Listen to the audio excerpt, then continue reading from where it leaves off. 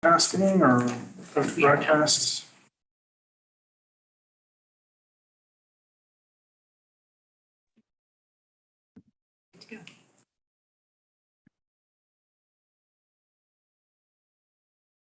Hey, I will call this meeting to order. And as we do at the start of our meetings, I'd like to acknowledge with gratitude that we live and work on the traditional unceded territory of the Squamish Nation, whose people have been stewards of these lands and waters surrounding the Quellahem, Bowen Island. Welcome to the Bowen Island Municipality meeting of May 23rd, 2023, and thank you for joining both in person and online. I am Andrew Leonard, the Mayor of Bowen Island Municipality and the chair of this meeting. For those of us that might be joining us for the first time, I'd like to introduce the other elected members of our council. Starting to my left, we have Councillor Tim Wake. To his right, Councillor Alison Morse. To my right, my far right, Councillor Sue Ellen Fast. Her left, Councillor Judy Getty. Online, I believe we have the face of Councillor John Saunders, staring on intently. Welcome. And Councillor Alex Jurgensen, I believe, is just on an interview and will be here soon. We are also joined by several members of our professional staff team here tonight, including our Chief Administrative Officer, Liam Edwards, our Corporate Officer, Sophie Insigna, as well as other members of our staff who may be presenting agenda items here this evening. This meeting is being recorded, and when members of the public speak during the public comment and question and answer period of the meeting, your presence and voice will be included in the permanent recording, which will be available at bowenislandmunicipality.ca as well as on our YouTube channel. This council is an official forum for the conducting of business of local government. We all love our home, we all love our community, and we're passionate about what happens here, and encourage everyone to maintain a constructive and respectful tone during the public comments portion and the Q&A portion of the meeting, and you can direct those comments and questions to myself. The agenda and full council package for this evening's meeting is available on bowenislandmunicipality.ca.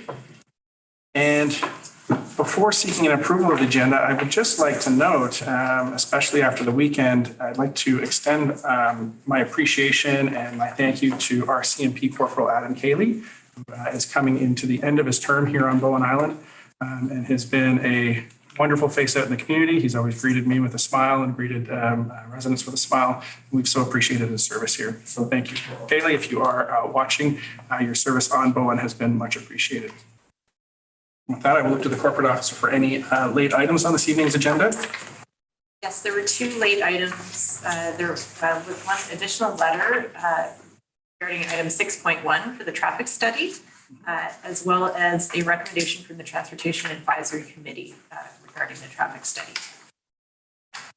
Thank you. So I will now look for a motion to approve the agenda and late items for the May 23rd, 2023 regular council meeting. So moved by Councillor Morse, seconded by Councillor Getty. All in favor, raise your hand, say aye. Aye. Aye. Any opposed? Carries unanimously. Moving on to the public comment section of our meeting. How many public comments do we have this evening? We just have two signed up this evening. Two. All right, so we have two public comments. Both commenters may have the full 3 minutes to make their comments. The timer will go off at 2 minutes and 45 seconds to give you the opportunity to know where you are in the timing and to give you that last 15 seconds to really drive your ask or statement home to council. So first we have Julie Vick, and she's on Zoom. Hello, Ms. Vick, are you there? Hi, I'm here. Yeah, I can see if I can, well, I'll be really, really short. Okay. I just got an update for you. We've got 65 new signatures, only new signatures since May the 8th when I last gave you an update. So it's 1,366. Which is 70% of the number of people who voted last year, or 40% of the total registered voters last year, which was 3,408. I did get more than 65 people signing. There were a lot of duplicates as usual, but that's where we stand. And that's all I wanted to say. And thanks so much for having a chat with the ferries guy yesterday, Andrew. Yeah. You're very welcome, and thank you for giving us the update, Ms. Vick. Okay, that's it.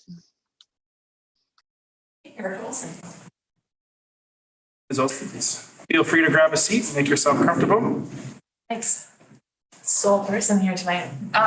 First of all, I just wanted to thank those of you who came to the Tunstall Bay Community Association and listened and commented, and it was really great to have that space. So thank you very much for that. Secondly, I just wanted to build on sort of the multiple letters that you will have already received and provide some voice to the black and white about doing a traffic study on White Sails and Upper Tunstall and in the Tunstall Bay neighborhood, and have that traffic study done for the entirety of the summer. It's really important that the decisions that are being made are based on the reality of the situation, and that information that is gathered in just a very small couple of weeks, which is not the peak season, won't be providing the sufficient sort of information that would be required to make good decisions in this way.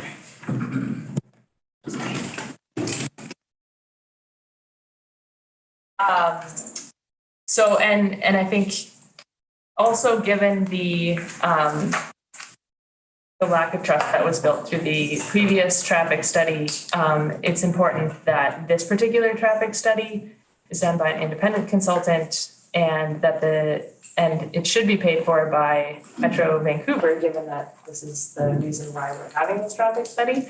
But I think first and foremost is that the information that is gathered is done in a robust way using proper methodology, so that the information that and the inferences that are made are ones that we can really, reflect the reality of the situation. And then lastly, I just wanted to bring attention to one of the letters that you had in your packet by Dr. Wendy Palin, who is a professor at Simon Fraser University, and who looked into other places in the province. And maybe I can just sort of read from the letter. Other places in the province that would have campgrounds that are, and parks with this magnitude of people coming through with the proximity to a neighborhood like ours, and found none. And so, and also found that that's probably not surprising, given the fact that it will lead to a lot of conflict, having this kind of traffic and the type of activities that are going to be happening when we are living and just trying to go about our daily lives, I think, as she said.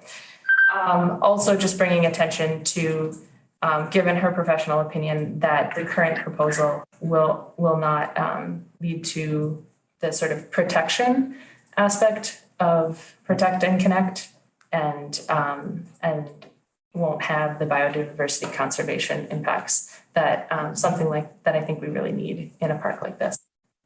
So, thank you very much. Thank you very much, Ms. Wilson.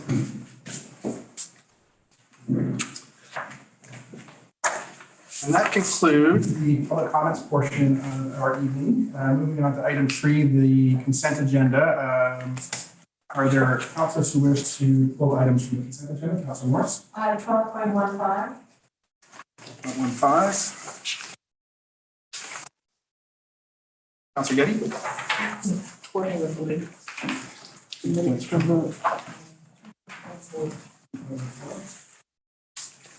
Pie item? Any other, Sorry, 3.14, did you say? Thank you. I'd like to pull something as well from 12.2. 12.2? Yeah. Okay. Seeing no other items, I will look for a motion to adopt the remainder of the consent agenda. So moved by Councilor Getty, seconded by Councilor Morse. Any discussion? Seeing none, I will call the question. All in favor, raise your hand, say aye. Aye.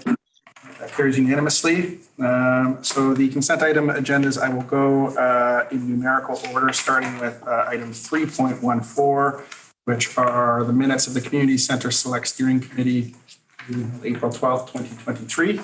These could be postponed until after they're approved by the Community Center Select Steering Committee. So they haven't there hasn't been another meeting of the Select Steering Committee since the April 12th meeting. And I've got some comments that I'd like to make in terms of what I think might be corrections. So if we can postpone our adoption of them, then until after the next meeting that's coming up. So a motion to postpone receipt until after the Community Center Select Steering Committee has reviewed the minutes. Seconded by Councillor Fast. Any discussion on this item? Seeing none, I will call the question. All in favor, raise your hand, say aye. Aye. Aye. Carries unanimously.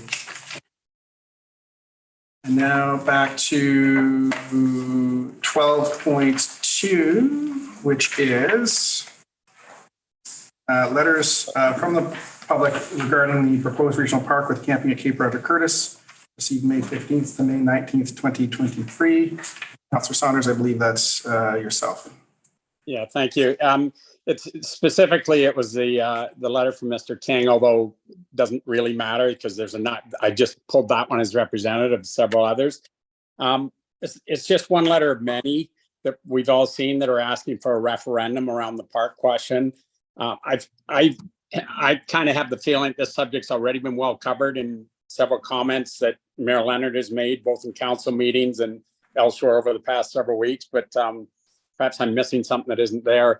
I'm not opposed on the face of it to a referendum on the park and camping questions, but the problem with a referendum is what's the question we want to ask? And the question that a number of people appear to desire is like, do you want camping at CRC?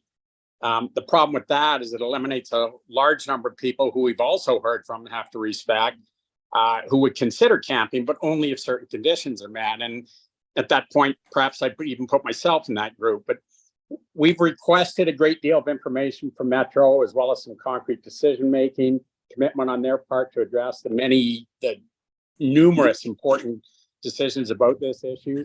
We don't know how that effort's going to shake out yet. And there's a period of time built into the process, in part to allow all of us to observe how effectively Metro works to alleviate our concerns. And their efforts, they could conceivably change the minds of many people moving them towards the proposal or away from it, depending on the results. So until we play the process out, I don't think a referendum is appropriate.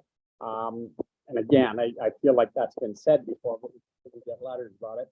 So I think we need to gather all the information we can in the near term and then make sure we've got a level of clarity about what question we want to ask if we are going to go there. And at that time, perhaps then we proceed with the referendum. But in the meantime, I just want to walk away from that whole question at this point until we get the information. Just a point of view. Thanks. Thank you, Councillor Saunders. So maybe a motion or Councillor Morse. Can we clarify? My understanding is it's not a topic that we can have a referendum on under the community charter, but we could have an opinion poll. When we did the Parks Canada, it was an opinion poll. It was not a referendum. I will refer that message out to, or that question to staff. Yeah, that's my understanding too, is that it would be an opinion poll. If we were to carry any kind of, Councillor Jurgensen, I saw your hand up. I was going to ask if an opinion poll may be appropriate, given what I'm hearing before fourth reading. At that point where things are fleshed out, but so there's enough to have a clear question. But that would also be say that decision. Yes, so That's the last step. So ultimately, it ultimately would be a council resolution to have a community opinion poll. Could be done. I'm agnostic at this meeting as to opinion about it. I think it would be challenging at this point. However, I know that there will be many more conversations about Cape Roger Curtis happening in the near, not so near, medium, somewhat less medium and longer term time horizon. So at this point, I think it would be appropriate just to seek a motion to receive the letters and let that process unfold. So moved by Councillor Morse, seconded by Councillor Lake. Any discussion? Seeing none, I'll call the question. All in favor, raise your hand and say aye. Aye. All opposed, carries unanimously.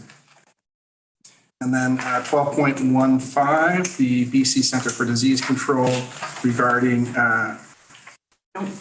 I pulled that because it's to do with a BC Speak survey, and I pulled it in order to draw attention to and encourage everybody to complete the survey.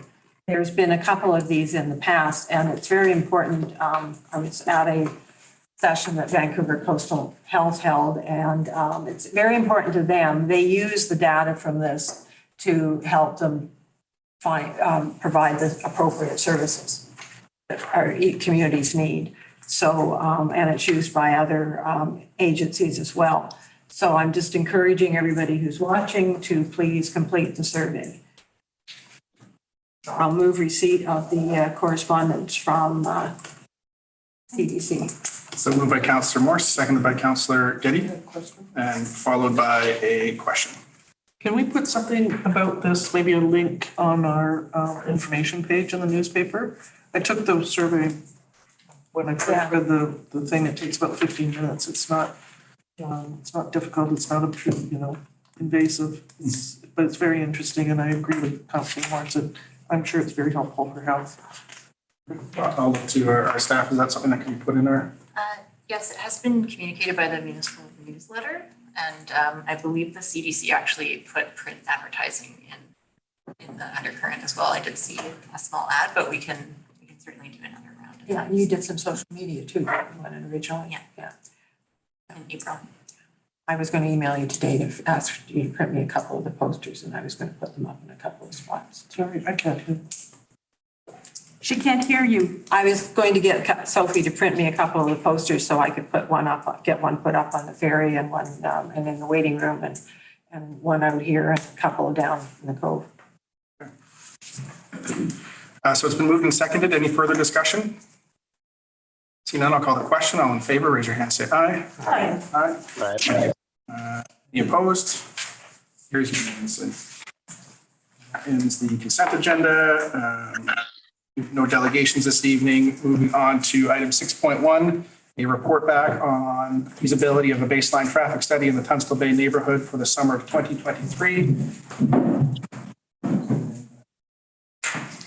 See our manager of planning making his way through the masses here at the council table. And simply stalling for time while he does his presentation. Thank you, Mayor and Council. I don't have a presentation for this item, but just to give a verbal update on the report. So this arose from a resolution from Council at your previous council meeting, directing staff to report on the feasibility of conducting a baseline traffic study in the Tunstall Bay neighborhood for the summer of 2023. So what we did is staff is noted, we don't routinely capture traffic data as part of ongoing operations, and the Public Works Department doesn't actually have the mechanism to do that on an ongoing basis. There has been work underway through our Active Transportation Network Plan. We've been working with consultants called ISL, and they have been capturing traffic data in multiple locations. I believe it's about 10 locations across Bowen. So if you've driven anywhere and you've seen the tubes counters on the road, those are capturing data in support of the Active Transportation Network Plan, and I'm part looking at planning for multi-use paths, or what areas, sort of most justify multi-use paths or other alternative modes of transportation. And that work, I believe, is wrapping up in terms of their capturing. So they're capturing, our director of engineering said it's sort of a 3-line rolling average baseline for traffic on those roads. And then Metro Vancouver, through their rezoning for Cape Roger Curtis, have been developing what's called the Transportation Demand Management Plan with finance consultants. And they have, as part of their terms of reference, to capture existing traffic on White Sails Drive in late May. And so they may have already, they were intended to be in the field over this past weekend. And so I know today I informed them that they should probably not view the data. I know they were capturing data on Saturday. That data would not be a good representative of traffic in Whitesdale or anywhere on Bowen, outside of maybe Snug Cove directly. So those are sort of two pieces that are ongoing this month.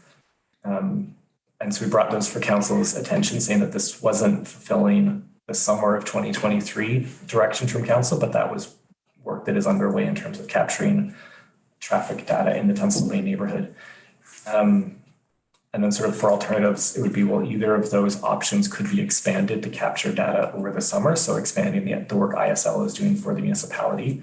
And the director of engineering didn't have a specific cost estimate for that because it would depend on what's actually needed for that work, but estimated sort of a few $1,000s. Or the alternative would be to require Metro Vancouver as part of their data collection to expand the scope of their traffic analysis. I know in conversation with Metro Vancouver, their main concern would be sort of the time taken to do that and sort of the unclear expectations and wanting to know sort of exactly what the purpose of that baseline data is for, so they can better deliver that and just overall concerns about the time taken to do that. I think that's all I have to present, so I'm open for any questions from council. To council for questions, starting with Councillor Fast. Thank you. I have a couple of questions. One of them, would we take a collaborative kind of approach and share our active transportation planning data with Metro Vancouver? Through the CEO, yes. So the two consulting firms have been in touch to share data. That the two sort of data collections are not directly, don't replace one another in essence. So we can't, rely on just theirs for the plan, and they can't rely just on ours. Right. But they will be sharing information there. Great, thank you. And my second question is, do either of these studies collect information about speed? I know that the tube counters can collect speed, but I don't know that is a focus of them. I'm not sure exactly what they're capturing. That's the sort of the goal of them, is you capture the two. You can, Right, imagine it's numbers and use. Okay, thank you. Councillor Jurgensen. Through the chair, to Planner Martin, can council require, if council requires that Metro Vancouver expand their scope of the data being collected, can it also require a specific consulting firm be used of the municipality's choice, or is that outside the scope of our jurisdiction?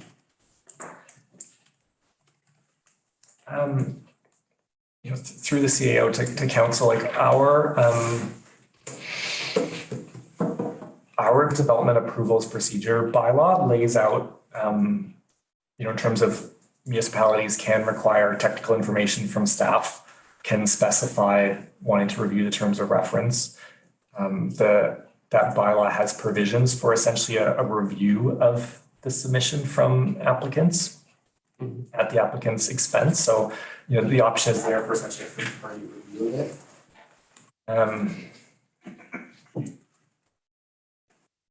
So that I think would be the normal mechanism, essentially, is like a third-party review rather than requiring an applicant to use a certain consulting firm. I would tend to hesitate to do that. Other questions, Councillor Morse? We reviewed the terms of reference for the traffic study, though, right? We reviewed it internally, yes. Yeah. Okay.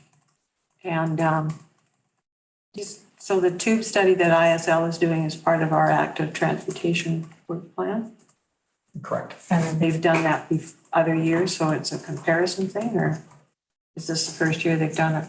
I can't recall us doing that as part of the transportation plan. Yeah. So this is, a new plan that we're in development for, that we have grant funded, and this would be new information. We got a grant funding for this. And the one that Metro's doing is a different data collection method? Yes, and I know I had some conversation with Metro, and at one point they thought Bunt was going to have essentially people, counting, and then it sounded like, no, it was done through sort of cameras mounted on the side of the road. Okay, thanks. Councilor Wade? And is that just on white sales, or does it extend into Cape Roger Furnace?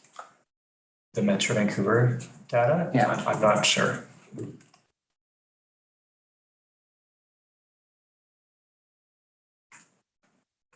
Councilor Morris? So that just brings up one other question. On the timeline, if they were wanting to sort of be able to have a report we could send out to committees sometime in the next couple of months, is it possible to have an initial report with some follow-up data that could be collected, while the committees are talking about it, and see if it changes anything significant? Through the chair, I think that would be possible, that they could submit based on, this sort of the spring data collection and whatever else is going into the transportation demand management plan, of which sort of the existing traffic analysis is a fairly small piece. Yeah. Much more significant is sort of the analysis of the impact of the development on the traffic, and then essentially mitigation measures within that. So I would imagine if they, I think I have in the report there, what they're aiming for is this report submission in June, early June, with a target of coming to present to council late June, which obviously is dependent on, our ability to turn it around and review. And if we have questions about the report, then it may get delayed. But that's their timeline. But it's possible during that timeline they could be collecting additional information. Councilor Getty? In one of the last meetings of the Transportation Committee, we were talking about some of the limitations of the Bunt report that had been submitted. And one of the main ones was that they seem to be separating out the impact of what they estimate the traffic's going to be for camping, as opposed to overall day visitors, and that they're separating out the numbers and creating a best case and a worst case scenario in terms of what they think the numbers are going to be. I don't know that necessarily meets the needs of the community in terms of the overall traffic. So the number that the Bunt report specifically did not address, and said they might be, I believe there was a possible study in the next traffic, what are they calling it, impact, would be to include the day visitors as well. And the number, I think, at build out was some phenomenal six-figure number, 600,000 or 800,000 visitors. And with no real indication of how they would get there. And that's when the talk about the shuttle and some other things came up. So it seems to me that if Metro proceeds with their baseline study, and they're not amenable to expanding it either in time or beyond merely camping, but including day visitors, it would be my suggestion that we're not going to end up with anything that we're going to be able to rely on in terms of making decisions. Is that if we expand on the study that's being done for Bowen in terms of our active transportation, is that going to fill in the gap? And should we be doing, I don't know if it's an question for you, but should we be taking on the expense of that if Metro's not going to take the responsibility? So through the chair, I think first of all that the terms of reference for this study was to include both the camping and the day use. That you're right. I mean, how they presented it last time was, one report that said this is the camping impact, and one report that says day use is not a very sort of useful way of looking at it in terms of you look at the two different reports, get different numbers. And so this one was to include both of those aspects, like all potential use of the park, including camping, day use, shuttle use, whatever else is driving traffic on the road in a single study. In terms of, like the work that ISL is doing is specifically geared to like the active transportation network plan. So like based on their sort of professional advice of what they needed to capture, what they have captured is what they need to capture for that plan. So we could be asking them, well, can you capture more data in Tunstall Bay or throughout the island? But it's sort of beyond what they feel is necessary for the work that they're doing. So it'd be expanded in scope, but yeah, but not necessarily just needed for their plan.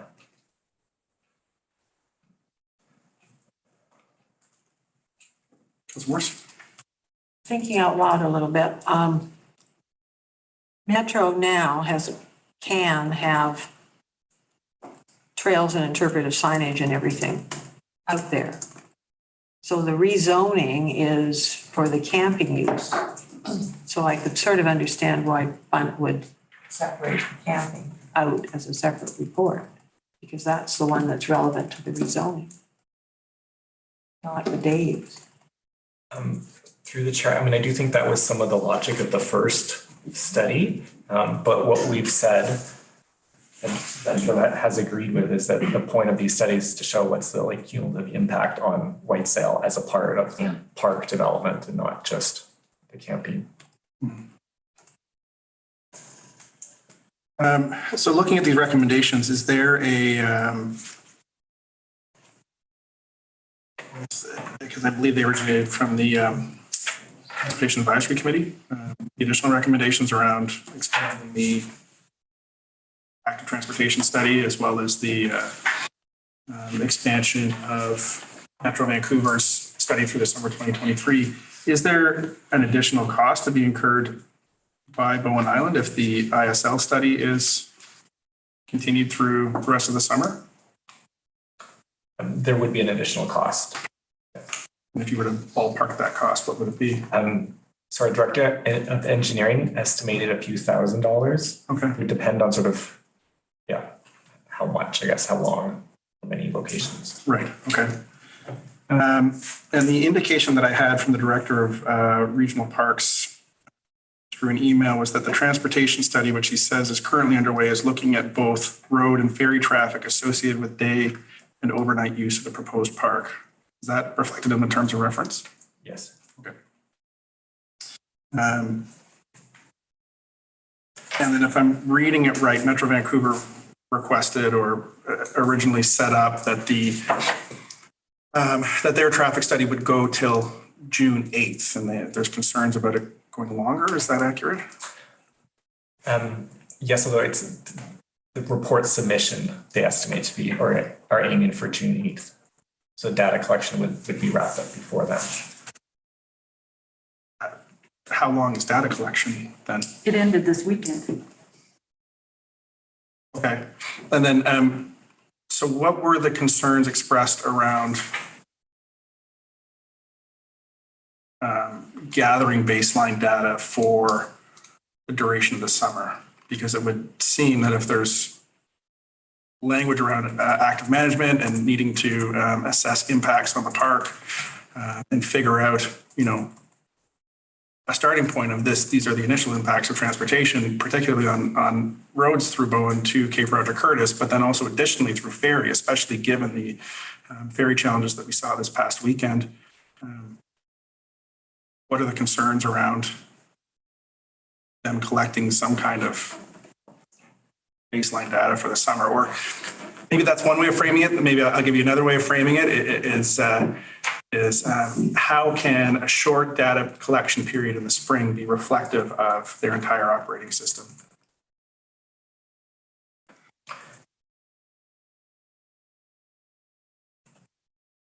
Yeah, I mean, I think that you're not a Metro Vancouver representative. Yeah, I find it hard sometimes to answer for them. Like I know in terms of overall you and me both. Their challenges would be, you know, they're looking forward to the next stage in terms of referrals to committees and their open houses and everything else, and knowing that, you know, sort of the study completion is then their checkpoint to come back to council to then go back out to referrals.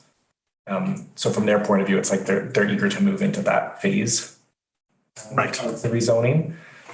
And so I think it's more in terms of like what their consultants feel is required to complete the work. And they feel what they've identified is sufficient to complete, provide them enough data that they need to produce the report. Okay.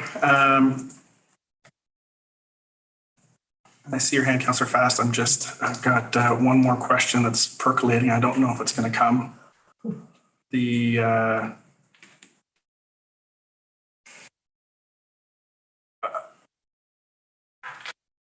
So we're talking about in 2023, but to be clear, there was originally discussion of this transportation and traffic study happening back last summer, wasn't there?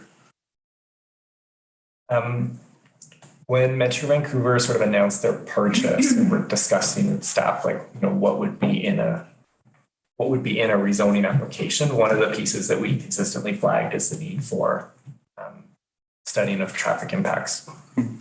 Okay.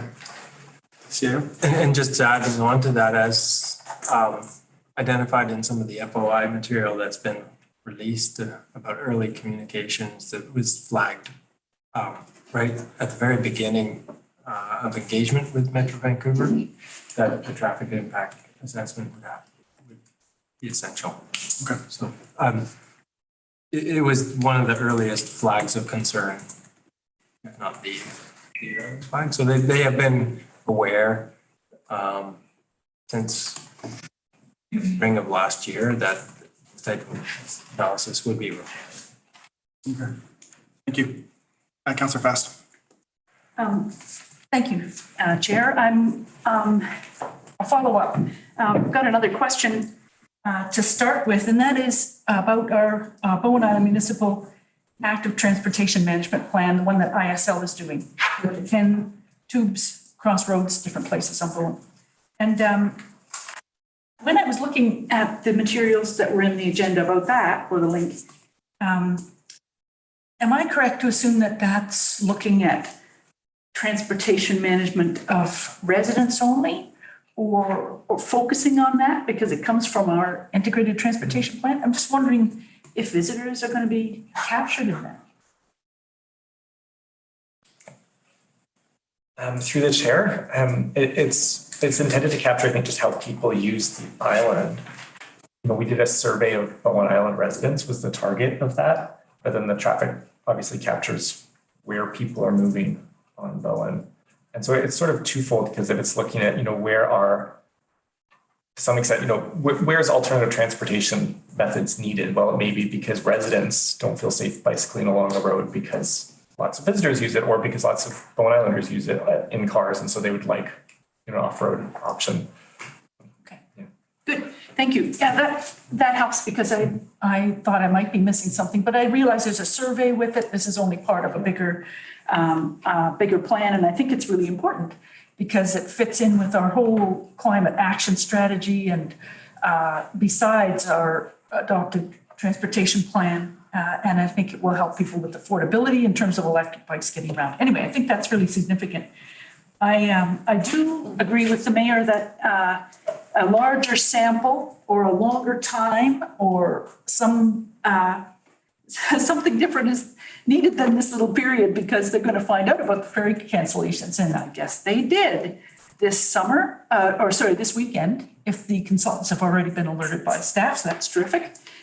So they were probably listening to the radio today and that kind of thing. I just think there's other factors too that could really affect the short period, like cold, rainy weather, or that time when the Sea to Sky Highway was closed a few weeks ago. And some of the other factors, like the short sample period is an issue for me. But I think it's also an issue for our Bowen Island Active Transportation Plan. How long does ours go until? I believe if it's not completed, it's completed shortly. Yeah, see then, thank you. I'm concerned that captures the school time kind of traffic. But in the summertime, what we've heard from residents is that kids play outside and they're nearer the road, and maybe that wouldn't be part of that study. I didn't look in detail, but it seems to me that summertime traffic is different than school time transportation. And anyway, I'll just move quicker here. This is just preliminary sort of park planning to do just with the camping. There's a lot more park planning to come. And I'm kind of in favor, hearing that it would only cost a few $1,000 more to expand our active transportation management plan period longer into the summer. And I don't want to, because I think that information could assist both with our active transportation planning island-wide and with the specific issues around white sails. I think I saw that white sails was one of the areas where we have two down there, don't we? Yeah, okay, good, thank you. So I'm kind of interested in option one of what the Transportation Advisory Committee has suggested, but not really option two, because I know there's so much more transportation planning to come. And I think they have, through their experience this weekend, and the consultants will experience what ferry cancellations can be like, and that they happen. Thank you. Thank you, Councillor Fast. So it feels like we're moving into recommendation territory. I'm still at this clarification question. Yeah. So the ISL study that had the tubes on the road, the tubes have been removed. I didn't drive over any getting here. I believe that's the case. Yeah. But the Metro study, the data collecting is just starting. No, it's over. No, they have completed as well. Oh, So they completed, Yeah. okay.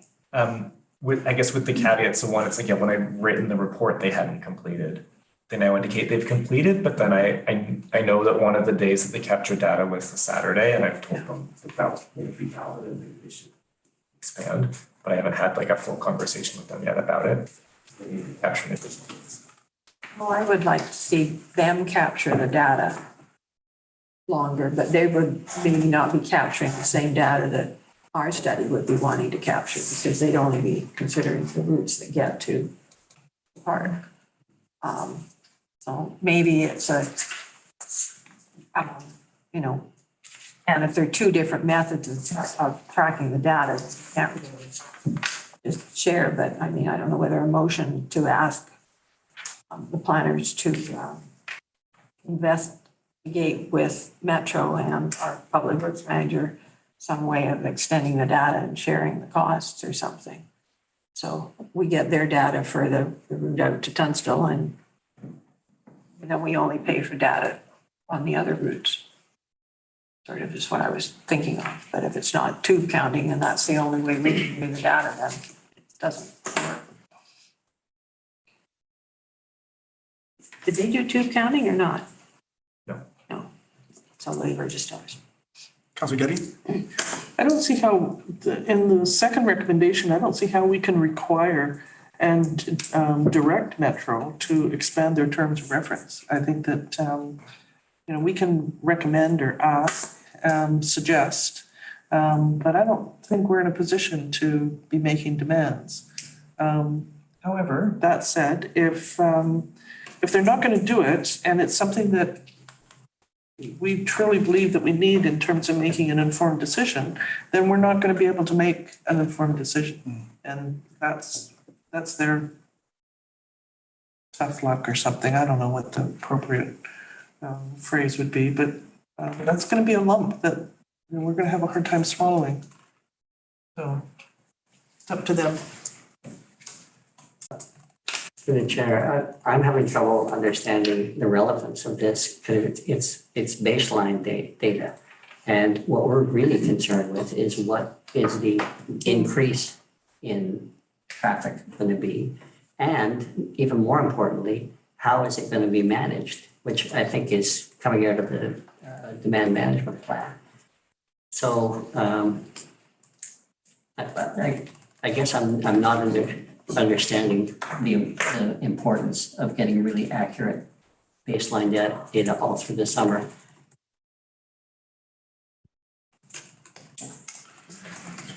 I'd just like to expand a little bit on what Councillor Wake was just saying. If residents are concerned about the park having a greater impact on traffic than having a baseline data set that was compiled over a weekend when there was no ferry or inadequate ferry service actually is beneficial to that argument. Yeah. Because if we're using that as a baseline, then the baseline is low and any increase then shows increased impact. So echoing what Councillor Wake was saying, I think that, you know, you can spin it one way or the other. I am definitely an advocate for getting a solid data set and over a longer period of time would be a better accurate picture of what the reality is like. But I think already the data set will be marginally skewed because the park purchase has been completed. And so maybe there will be increased traffic already because of that. But I think that the existing traffic patterns, whether it's captured over a week in the spring or an entire summer, I think the more important piece is, well, what happens later, as Councillor Wake was illustrating. Councillor Saunders first. Right. To the chair, unless I'm misunderstanding something, I don't know how they can possibly do an analysis unless they have baseline data.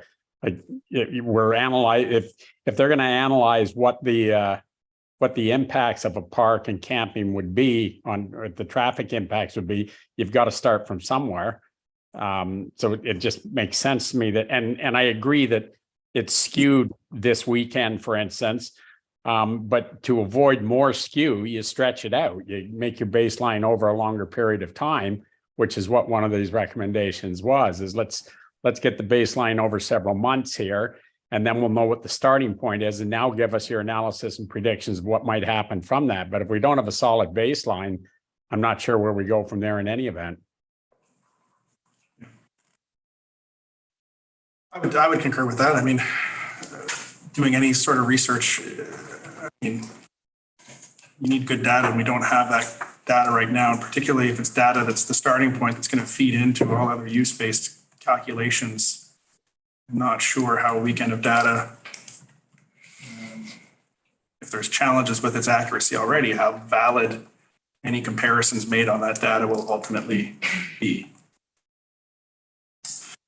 So we're starting to circle the drain of the recommendations. Is there councillors who would like to make put motions on the floor? I'll go to Councillor Fast first, and then Councillor Morse. Well, I was interested in making the one about receiving the report, which is the one that's on our page here, and seeing how things shake out. It sounds to me like the staff are talking to each other and consultants have been informed about the impact this weekend. I think there could be, the way things are going, there could be more ferry disruptions as there have been other summers as well, but it seems to be more now. And I would like to just move the recommendation that's in front of us at 6.1, that we receive this feasibility of conducting baseline traffic study, because it seems to me there's two of them going on, and the consultants and staff are all involved in them right now. And I don't think I know enough.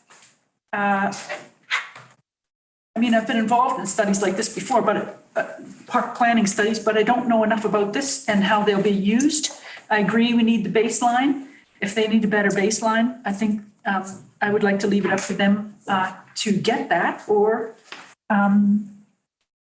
because I'm not the consultant, and they will have had terms of reference that they've accepted, they've had their bids accepted, all that stuff. There's money involved that I'm not aware of. I don't know how much it would cost. I'm going to move that council receive the report feasibility of conducting baseline traffic study in Tunstall Bay neighborhood dated May 15th, 2023 for information.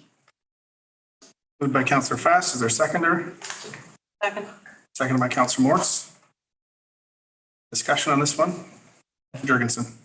I'd like to suggest that we can accept this feasibility report, but also that we enact, I believe it's alternate 2. Which was to require Metro Vancouver to collect it into later into the year. Because we need more information that we'll be needing down the road to be able to make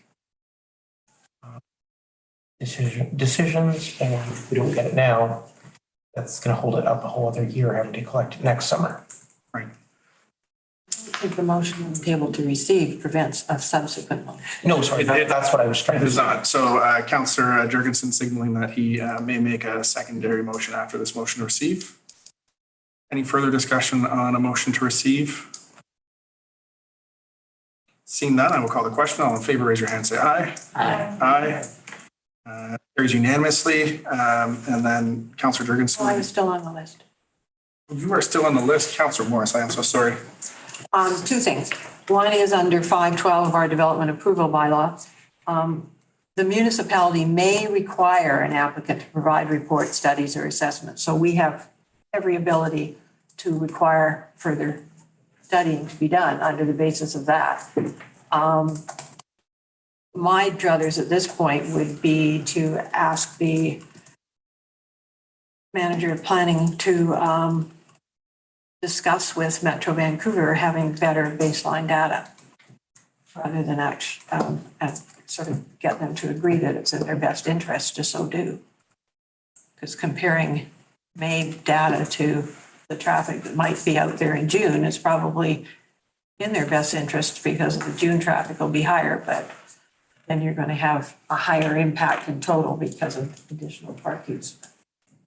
Rather than, I don't think, because I think Daniel has the ability to require them to do it. So I would rather ask him to discuss with them getting more data. I like that. So I would move that we request the manager of planning and development to discuss with Metro Vancouver proceeding with their study and interim report and referrals, and during that timeline to continue to collect traffic data for the summer.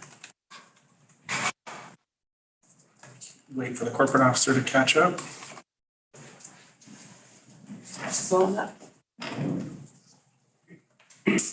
Would you be able to read that back for us? So I have that council directs staff to discuss with Metro Vancouver proceeding with the study with an interim report and referrals. And during that timeline to continue to collect traffic data throughout the summer. sort of totally holding up the referral process, but allowing at the end of it to have a little more baseline data, which I don't think will make any difference to their projections on how many visitors are going to come. A second. Seconded by Councillor Fast. Councillor Jurgensen. Could we, in that motion, require that they collect the data through the summer?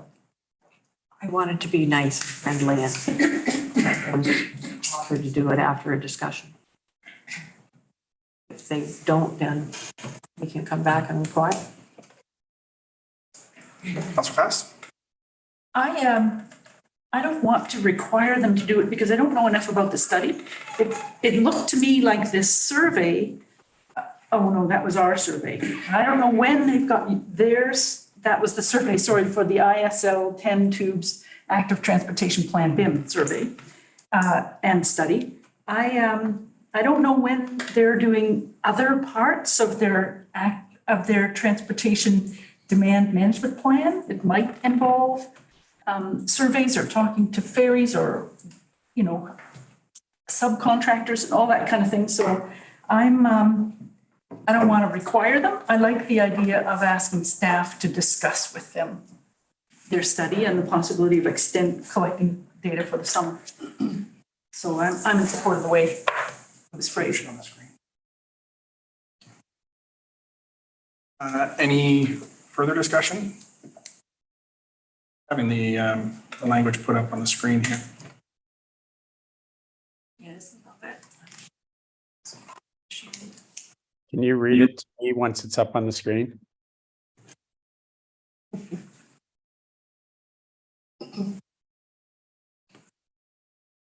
Or we could do that, for me anyway.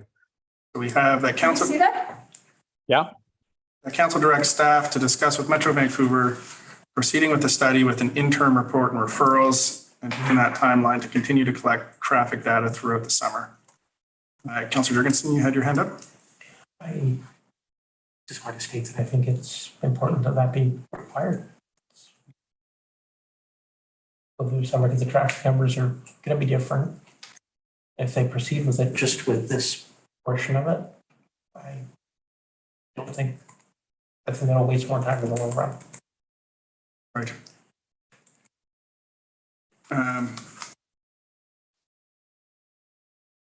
Is Metro Vancouver driving towards a specific timeline for second reading?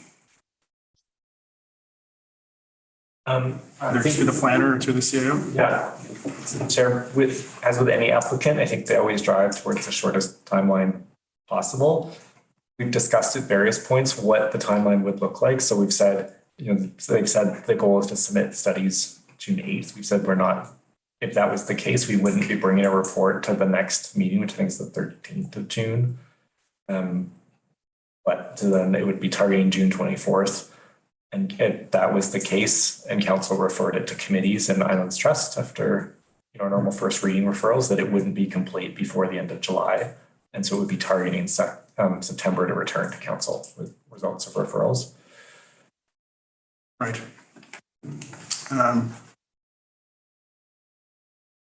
Okay. Ultimately, yeah. From this seat, I would be supportive of both alternatives. For the following reasons. The first is that it sounds like the Metro Vancouver traffic study is currently underway, so providing input into an independent consultant or the choice of consultant is a little bit moot at this point.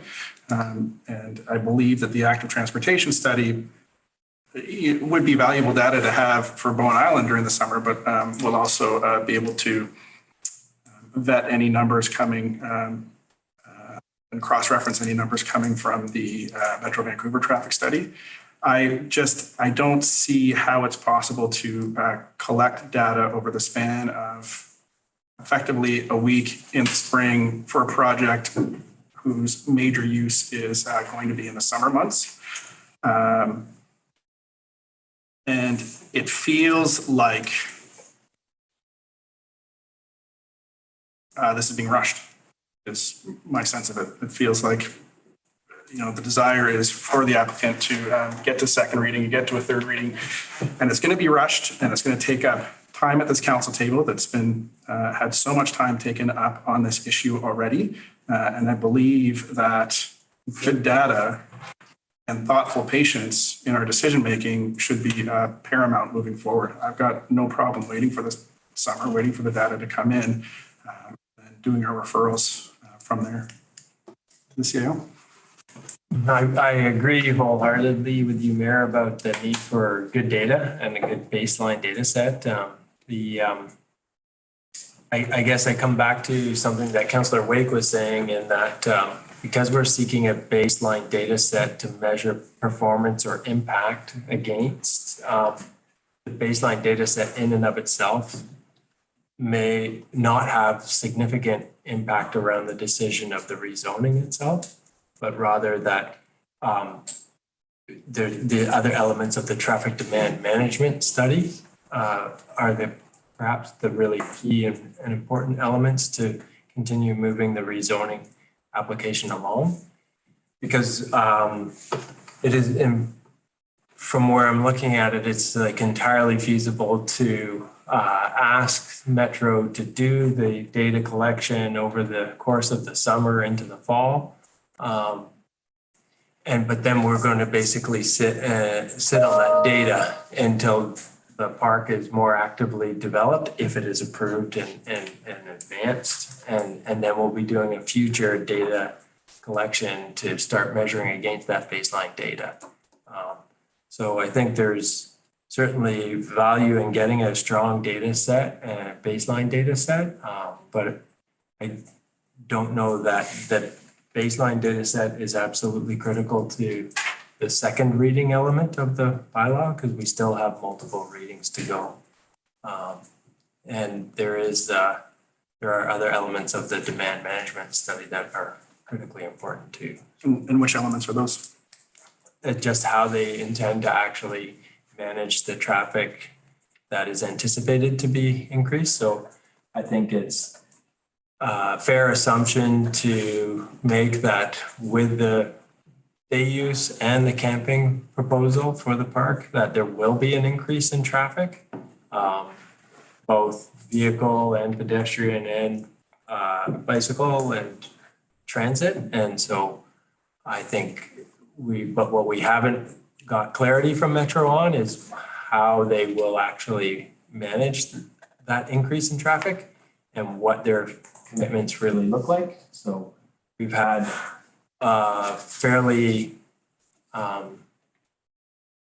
good commitments from them, but nothing really specific. So there've been some commitments around support for the expansion and cost of the multi-use path, but we don't know what that actually looks like. How much are they willing to contribute, and how far will that construction of that path go? What does the shuttle service really look like that they're proposing? What does expanded transit look like? Alternative access roads, all of those other details I would hope would be in that traffic demand management plan. I see Councillor Jurgensen. Just one follow-up question. So to the CAO, in your opinion, in the discussions with Metro Vancouver, how do they anticipate, or just based on other traffic studies, how would they anticipate projecting future use of the park or future traffic going to the park without knowing how much traffic is going in there already? Well, I think they would be, and it's a really good question. So I think they would be looking at their, so imagine we're establishing a park in an area where there is no park. Mm-hmm. And so they're having to make absolute guesses in terms of visitation. And so they're having to look at their other parks in the region and their other parks on Bowen Island and extrapolate and do some analysis on what they anticipate the visitation to be for this park. And then they would layer that on top of the baseline traffic. And so you say, okay, baseline traffic is X, the anticipated increased volume for the park visitation is Y. That becomes your new forecasted traffic expectations in the neighborhood. I agree that you could do the analysis and wait for the analysis to come back, but I don't know that the analysis and the baseline data actually is informative of the impact itself to the neighborhood, because ideally the baseline data is clean in the sense that it hasn't already been impacted by the proposed development. Okay, thank you. Councillor Jurgensen? Two points. First of all, just get the feeling that no matter how many barricades Metro Vancouver erects at Cape Roger Curtis, cat's out of the bag. People know that the park is going to be there, so there's already visitation. It's already increasing numbers of traffic. The other part that I see there is that there's already a good amount of traffic going down White Sails and collecting baseline data over the summer. I don't see why we couldn't do both, why we couldn't have them do it as part of the transportation management demand plan and continue to collect through the summer, but also require that to be collected throughout the summer. If they want to hand us a transportation demand management plan in June or July, that's one thing. But I do believe that we can also require them to continue to collect that data over the summer. Thank you, Councillor Jurgensen. Councillor Fast? Thank you, but I will note that John Saunders had his hand up. Oh, sorry, Councillor Saunders, you're little on my screen now with the. I'm a very little guy, I know. Very little guy with a big heart. So Yeah. Councillor Saunders. Sure. Thank you. First of all, thank you through the chair. I kind of think we're beating this to death at this point, but I will say, as I continue to beat it to death even more, you can't have too much data, and just getting the baseline data may be, oh my God, I didn't know there were that many cars going down there. We don't know what it's going to be. So I think collecting it for several months, I don't feel a need to require it, as Councillor Jurgensen has suggested, simply because they've already got the message that these are things, the stuff that we're asking for are things that we really want. If we're going to move ahead with this proposal. So I don't know that we need to say require. As Councillor Moore said, I was just trying to be nice. I'm rarely that nice, but I think she's right in this case. So yeah, I'm ready to move this and vote on it and move on with it. I think we've, well, I know I've had my 2 cents, so maybe other people get their shot too. So disregard that comment. Thank you. Thank you, Councillor Saunders. Councillor Fast. I've already spoken to the motion that's been moved and seconded, so if we're going to vote on that, I will just hold off for a minute. Okay. Any further discussion on the motion on the floor right now? Seeing none, I will You need to call read a out again? question. Nope. I'm just noting there's a staff recommendation on the. Yeah, so our manager of planning and development thought this might just give a little bit more clarity and structure to the resolution going back to Metro Vancouver. Okay, can we have that read out for Councillor Jurgensen? So that would be that council directs staff to discuss with Metro Vancouver proceeding with the transportation demand management plan with an interim report submission and subsequently continue to collect traffic data on White Sails Drive throughout summer 2023 for a revised report submission. Okay. We still have the first motion on the Can floor. we accept that one as a friendly amendment? Because it really doesn't change the context. Okay. So I will take that as a motion to amend friendly amendment. So if we want to do it by unanimous consent, is there any objection to replacing the original motion with this staff recommendation? You still second? Yeah. Seeing none, it's owned by the floor right now, so it's got to be unanimous consent. So the new motion as amended, that carries. The new motion is amended now reads, the council directs staff to discuss with Metro Vancouver proceeding with the transportation demand management plan with an interim report submission and subsequently continue to collect traffic data on White Sails Drive throughout summer 2023 for a revised report submission. I believe that. No, it's been It's already, yeah. on the floor. Okay. Thank you. Roberts. I would propose an amendment to that to replace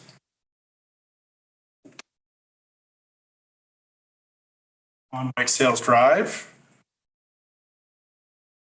Replace data on White Sails Drive with traffic and ferry data throughout summer 2023.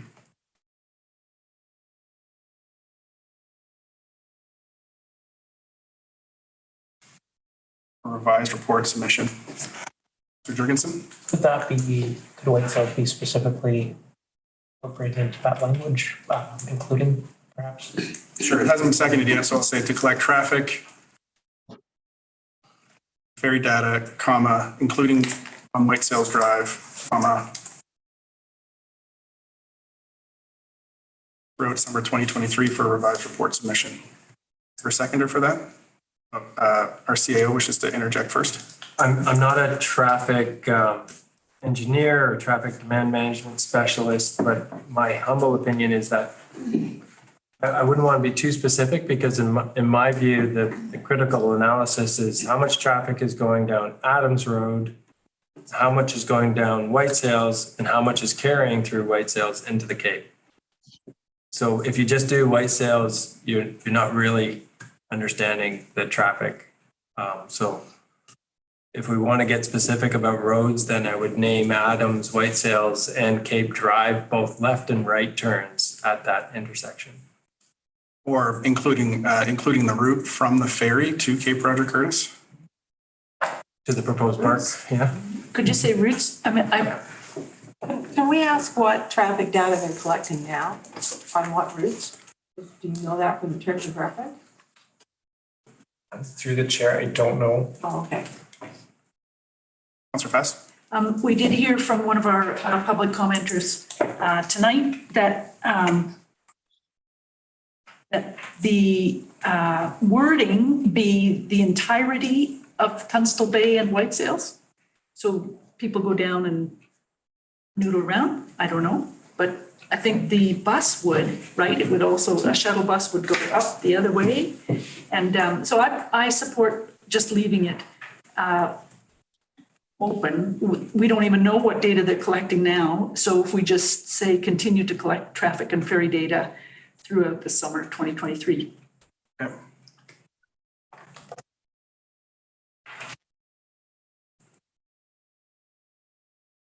Okay, so So I'll second that amendment.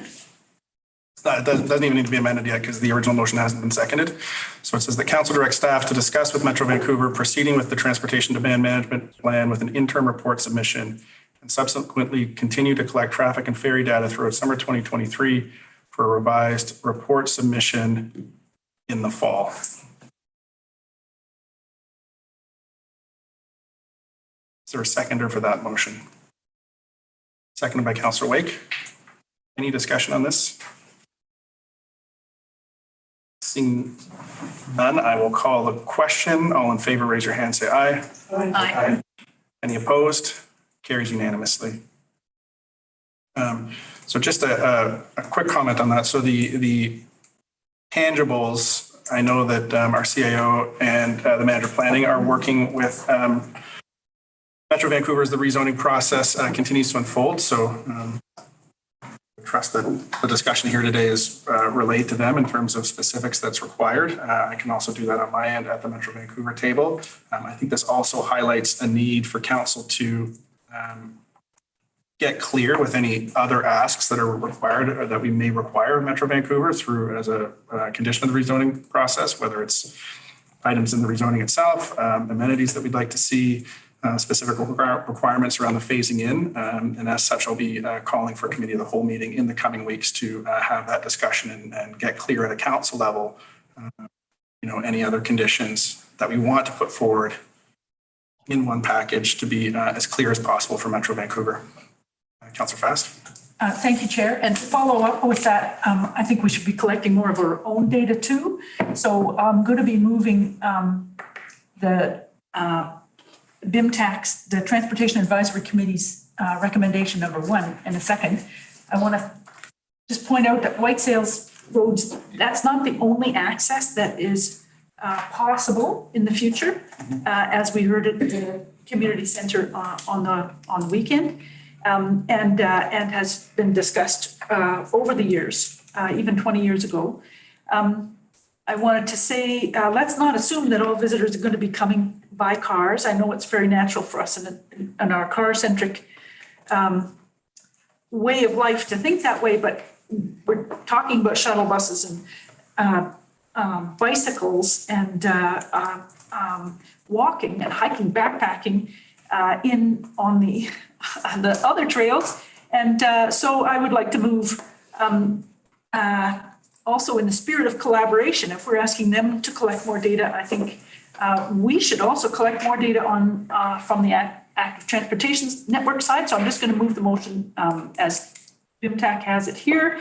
Staff, that council requests staff to expand the work of the active transportation network plan to capture additional baseline data through the summer of 2023. Period. Okay.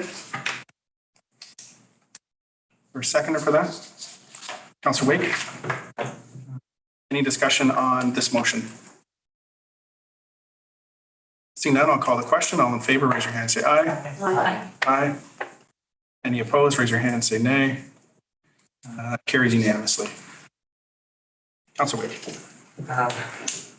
I think as part of all this, this is good, what we've done, but I'm really struggling with what Metro thinks the timeline on the rezoning is or might be, and what it's actually going to be if, as I understand it, we have to wait. Like, I'm not even sure about second reading until we get a much clearer picture of what's going on here. And I don't think we're going to get that picture until the fall. And, you know, I mean, maybe miraculously it'll go faster, but I think we should be clear with them so that they don't have this expectation into July or, you know, September. Because the whole reason we're doing all this is to inform our decisions through the rezoning process. And so I just feel we owe it to them to be very clear about what we think the timeline might be. Thank you. And that is something certainly I will bring back to the Regional Parks Committee meeting next week. Okay, moving on to item 7, no bylaws. Item 8.1, the Snug Cove Cultural Corner donation. We have our chief librarian here, Tina Nielsen.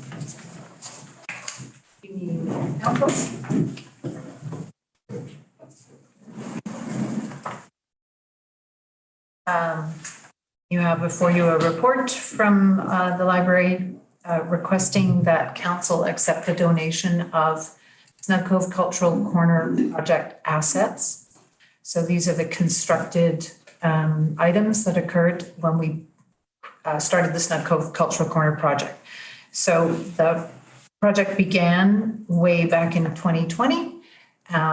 Councils at that time passed a couple of resolutions approving us moving forward with that. We applied for funding from the province and were granted $398,000 from the Community Economic Recovery Infrastructure Program. So we have spent that money and built a whole bunch of things around the library and the gallery. The largest being the stage or pavilion or band shell, whatever we're yet going to call it. The project reached substantial completion on March 3rd, and all the various inspections and occupancy permits were issued at approximately the same time. There are 2 deficiencies remaining. We need to stain the wood on some of the projects, the covered seating and the stage, and there is still a step from Cardina that needs to be rectified. But we have, the foundation has funding for those, and we're just waiting for available contractors and weather. Weather's better now. So the project assets are on municipal land, but they are currently owned by the Library Foundation. So because the Library Foundation applied for the grant and received the grant and conducted the work, there's sort of a technical place where those assets come under the name of the Library Foundation. But the intention has always been that they will become municipal assets. They are on municipal land. So there's sort of 2 things. We'd like to donate those assets officially. The Library Foundation would like to do that, officially donate those to the municipality. And we would also need the municipality to agree to the province's province of BC asset retention terms. So part of the grant says you, the grant applicant, that's the Library Foundation, must retain these assets for 5 years. So we're about to donate them or ask to donate them to you. So that means you as the recipient would need to agree to those asset retention terms, which are listed in the report, essentially saying that you need to hold on to them for 5 years. And I have spoken to the province and said, this is what we're doing. And they said, that's fine. You just need to have something from council that says, yes, they're going to abide by that asset retention plan. I can't imagine that you're going to pick that stage up and move it anywhere in the next 5 years, but that's where we stand. So the actual value of those assets, that information has been sent to CFO Watson. She has the construction information about what the value of those assets are. There will be some maintenance of those assets, just as there is maintenance required now on the library building and the Cove Commons building. It's not a major increase to the amount of maintenance that's currently taking place. There's also a piece of artwork that will be installed on the stage. It's a carving by Simon James. And the Library Foundation is donating $1,000 to the Public Art Reserve, thank you, to assist with maintenance on that particular piece of art to be installed above the stage. And that's mostly it. Asking you to accept the donation and also to accept or state that you will abide by the terms of the asset retention. Thank you very much, Ms. Nielsen. Councillor Getty? Could I move the recommendation? Yes. Our question first, Councillor Jurgensen? Yes, I assume that retention, the BC assets retention policy does have provisions in case, for example, the thing burns down. And that we wouldn't be required to rebuild it within that 5-year period, would we? Through the chair, yes, I think that would fall under the insurance part of the municipality more than anything. And I think the province understands that if something is destroyed outside of our actions, outside of our actions, that you would be using your insurance to rebuild or cover, Thank you. Okay. So Councillor Getty has moved the recommendation that council accept the donation of all assets associated with the Snug Cove Cultural Corner project from the Bowen Island Public Library Foundation, and that council agree to the terms of the provincial asset retention requirements for the assets of the Snug Cove Cultural Corner project. Councillor Jurgensen? Oh, I was seconded. A second by Councillor Jurgensen. Fantastic. Any discussion on this? Seeing none, I will call the question. All in favor, raise your hand and say aye. Aye. That carries unanimously. there you go. Thank you so much, Ms. Nielsen. Thank you so much.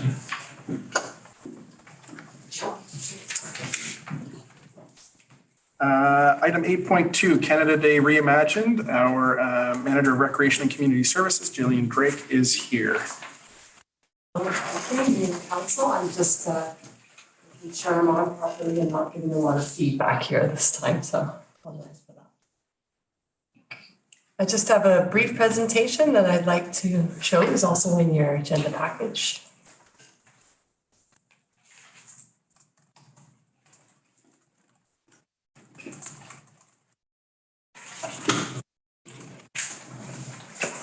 Okay. The purpose of this report is just a bit of an update on what we have planned for July 1st and give a little bit of background on why we put this program together last year. I know that both Councillor Fast and Morse were there last year, and I apologize, I'm not sure if others were had the opportunity, but sorry, Councillor Fairfield was also there, of course, as a community partner as opposed to the council. This all began in 2021 as we were planning, trying to think of how Canada Day could be celebrated that year. That was the year this month in 2021 where the 216 graves were discovered at the residential school in Kamloops, and it presented a change around the nation of how we're looking at what it means to be Canadian, what is our shared history, and how do we want to recognize July 1st.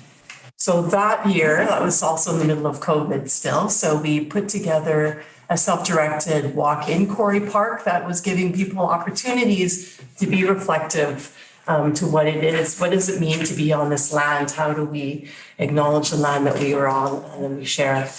It's very much was based on the Indian Horse Next 150 Challenge, which was launched in 2018 as a way of looking at, okay, we've just had 150 years of being Canadian. What does it look like for the next 150 years? And how do we as non-Indigenous Canadians, how can we be inspired and be engaging meaningfully with truth and reconciliation?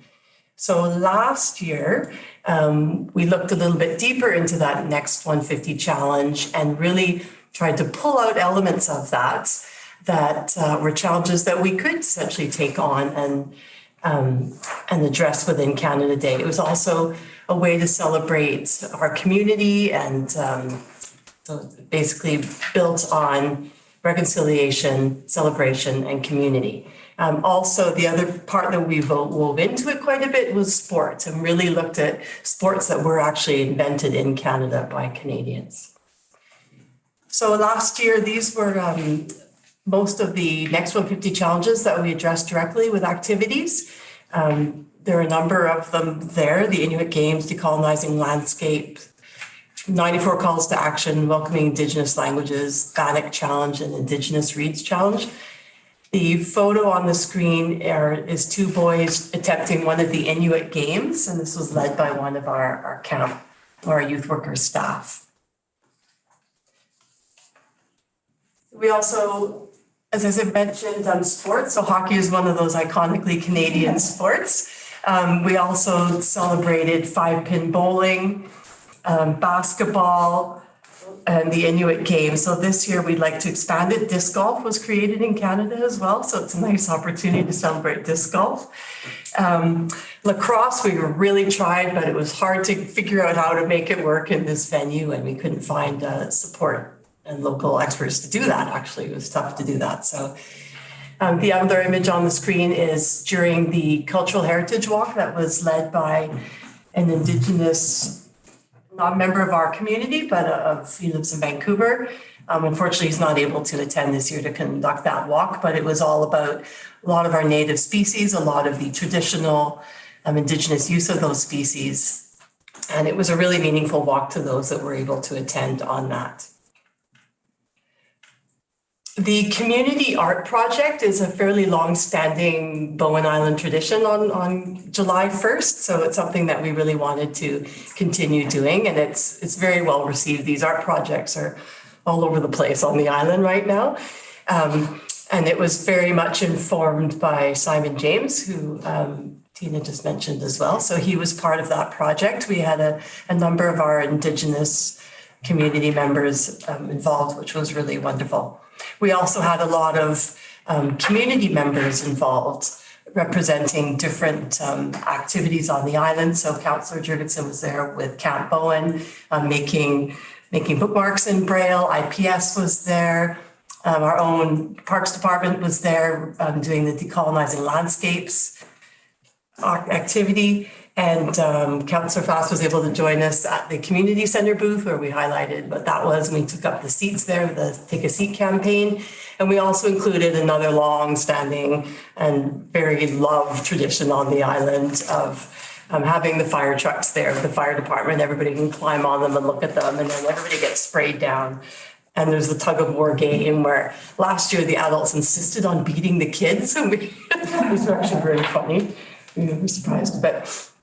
So we'd like to continue, or are planning to continue on the same theme this year, expanding where we can. We're inviting more artists, more community organizations, more local vendors to join us, and see how we might evolve it based on some of the feedback we received last year. There were about 500 people that attended, and it was very well received.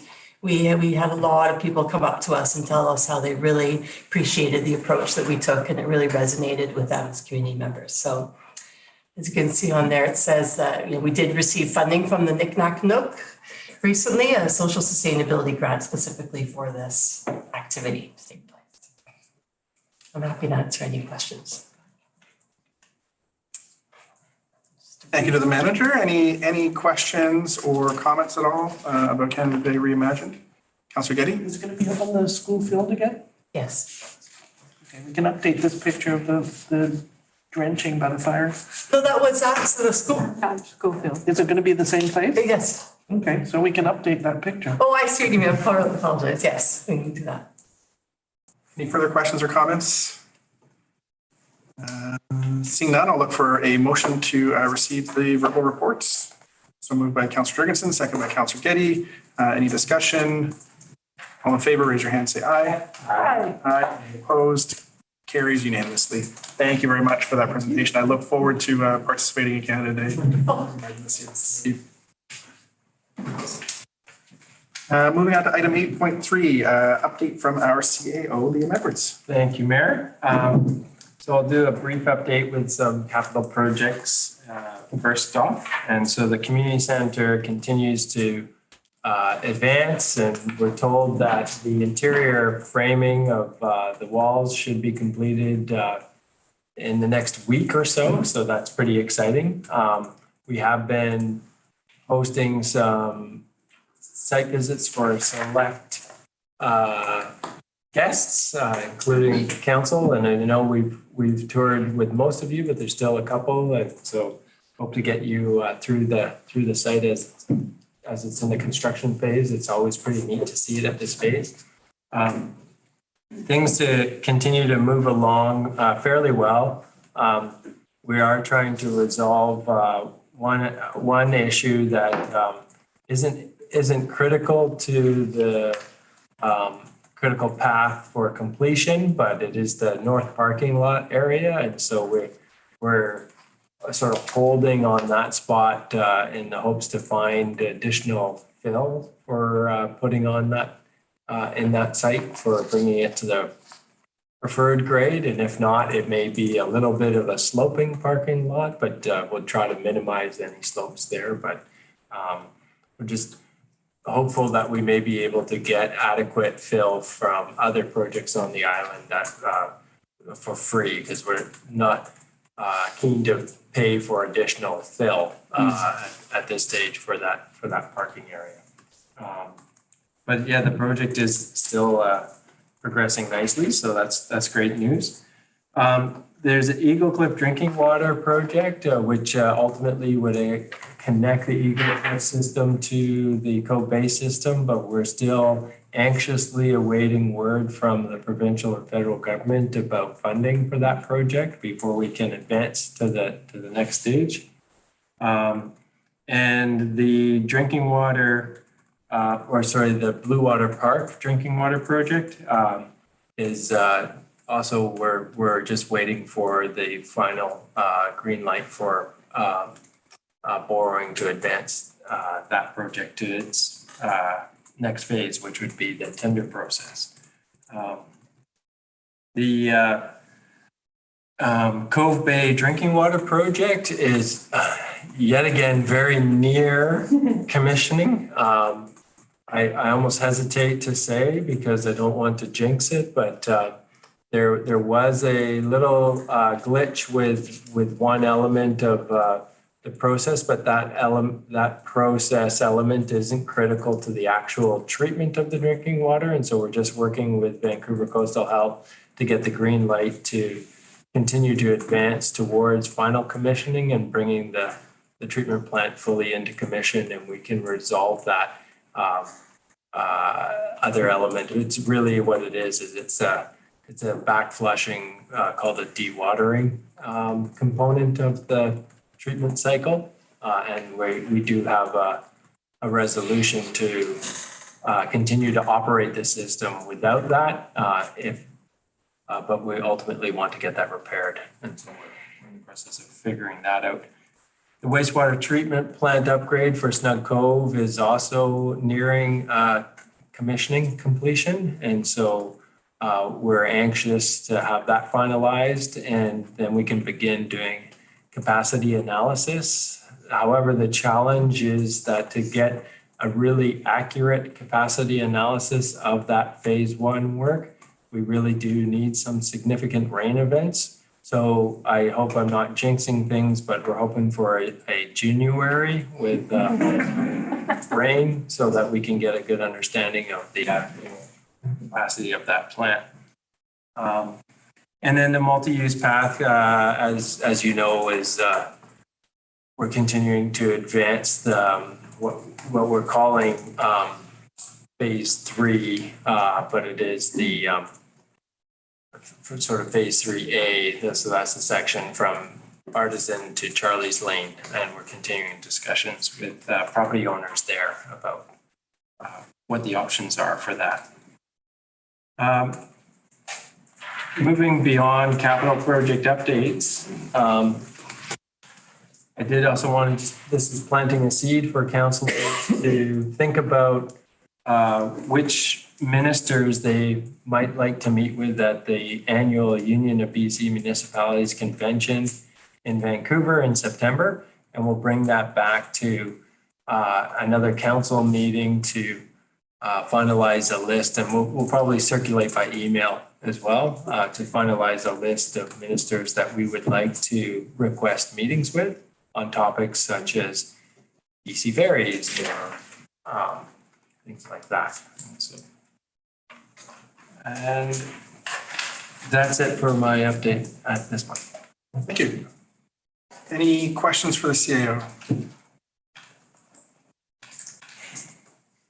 No? Motion to receive the update. So moved by Councillor Jurgensen, seconded by Councillor Fast.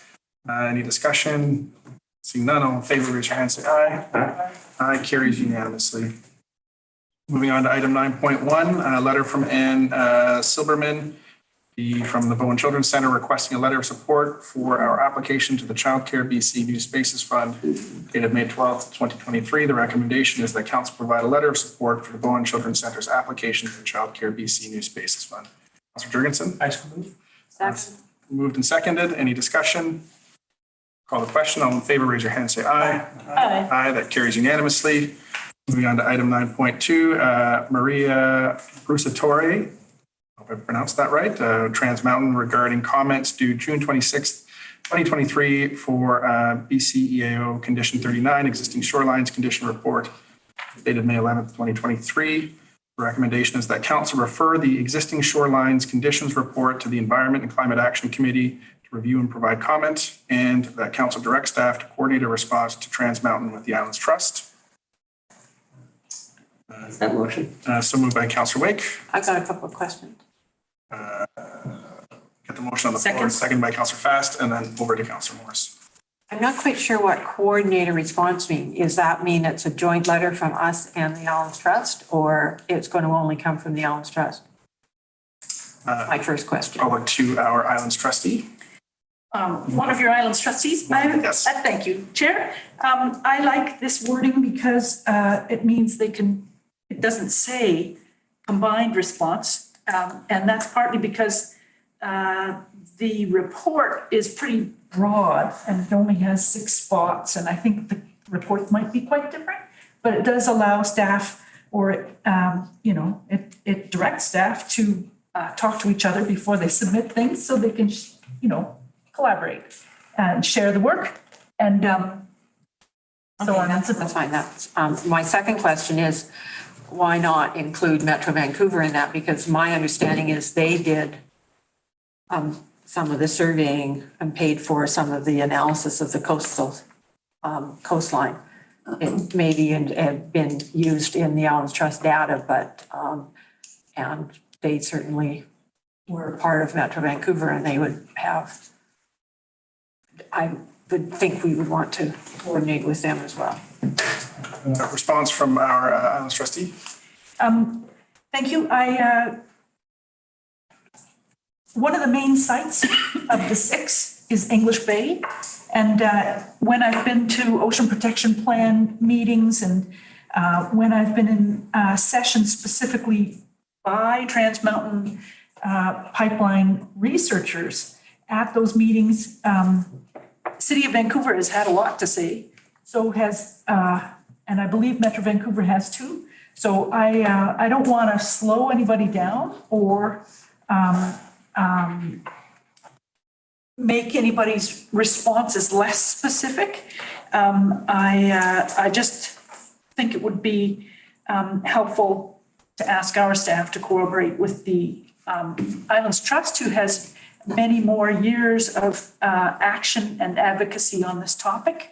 And we may be able to benefit from that. So I was going to keep it simple and just, I didn't make this recommendation, but I support it. Okay. So a follow-up to that, one of my reasons for asking that is when I had a look at what they were looking for information on, they're wanting information on the shoreline. And because we're part of Metro and I think we're part of their green area, they've done some work on it. So I think it wouldn't hurt if we are wanting to have our shoreline recognized as critical and needing to be protected, that it would be also covered off in the Metro Vancouver report as well. I won't hold up the motion, but I think we should at least talk to Metro Vancouver. Okay.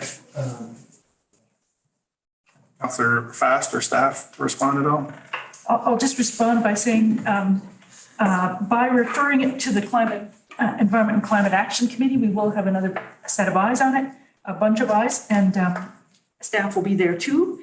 And also, I'll just say again that they're looking at these 6 specific sites, one of which is English Bay. Bowen Island isn't one of those specific sites that they're looking for specific information about, but I'm not sure that I'm hoping that there are other ways that we can get a word in to support Bowen's shorelines as well. So I'm making a note here that I'll be in touch with Metro Vancouver staff through Carla or with Carla. I'll talk to Carla. Thank you. Good suggestion. No further discussion. I'll call the question. All in favor, raise your hand, say aye. Aye. Aye. Carries unanimously. Moving on to item 10.1, minutes of the Bowen Bay Water System Local Advisory Committee with a recommendation that the council direct BIM staff to commence discussions within the next month with Blue Water Park, Bowen Bay, and King Edward Bay on financial and operational issues of the future joint West Side Water System with the goal of completing it by the end of June. Any discussion on this one? Councillor Getty, or do you want to speak to it first, to the CAO? Well, I was just going to say that it is a piece of work that definitely needs to be undertaken, and staff have had discussions with the water systems about the work at a high level, and we've had some discussions internally with staff. But I want to be clear that it's unlikely that we'd be able to complete that work by the end of June. But that it's entirely possible to begin discussions, this summer. But I don't anticipate being able to complete that work by the end of June, just given the amount of other issues that staff have been dealing with this spring, and up until this point. I just don't think it's reasonable to complete that. Okay, and just for context, what would be a reasonable timeline? Perhaps later in the fall. Potentially. Councillor Saunders. Thank you. I'm just reading that motion or that recommendation, and at the end of completing what's the discussion or actually having an amalgamation done or a report done? I'm not clear on that. It is a financial model for how the 3 systems will contribute to and support the infrastructure or the drinking water infrastructure for all 3 systems, because there's shared infrastructure amongst all 3. Yeah, no, I understand the issue. I just wasn't, because the recommendation says to commence discussions and then complete it. And I wasn't clear to me what we were going to complete by now September, apparently not June, but okay. I don't know if September is realistic. That's why I chose the fall, because the fall technically goes till December 20th. Because I believe winter starts December 21st. Yeah, understood. Thank you. This sort of, the motion was passed in March 29th, so that's almost 2 months ago. So it wasn't like, but there was similar discussion at the other 2 water committees about needing to get on with having some, and I think to have an initial discussion about timeline and what areas need to be looked at sooner rather than later would definitely be a good PR thing. And because I believe Bowen Bay, because a lot of the initial work is going to be going on in their area, they were a little concerned about how things just might fall out even during that construction phase. So, just some sort of an initial meeting that isn't too long off No, and it's,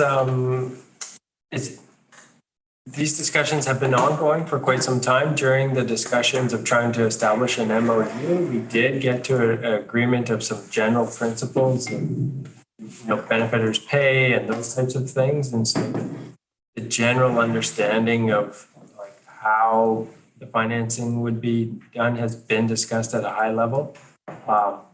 It really has just been a matter of capacity and really finding the time to be able to coordinate a meeting amongst all three and start that discussion. So I agree sooner than later, but it in terms of priorities, it has been lower compared to some of the other issues that we've had to deal with. Okay. Councilor Getty? I was struck by the completing it, whatever it is, by the end of June as well. And I think that if the discussions are commenced by the end of June, no later than the end of June, in terms of having the first meeting and then try to coordinate a timeline and a work plan from that meeting so that there's some sense of, I know that the three different water districts have slightly different ideas, and to get them to figure out a timeline of what their expectations are for getting different items covered would be helpful from that first meeting. And if you can get all three of them together by the end of June, that would be a really good first step, let alone completing any plan. I think that part of it's on the list. So I don't know if that's an amendment, but. I've been tracking it. I mean, so that feedback incorporated, the recommendation would read that council direct BIM staff to commence discussions by the end of June with Blue Water Park, Bowen Bay, and King Edward Bay on financial and operational issues of the future joint West Side water system. The goal of completing financial. I would just end it at water system. Okay.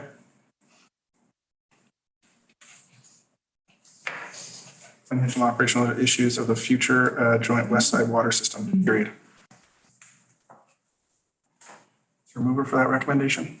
So moved by Councilor Getty, second by Councilor Fast. Any discussion? Seeing none, I'll call the question. All in favor, raise your hand, say aye. Aye. Aye. Any opposed? Carries unanimously.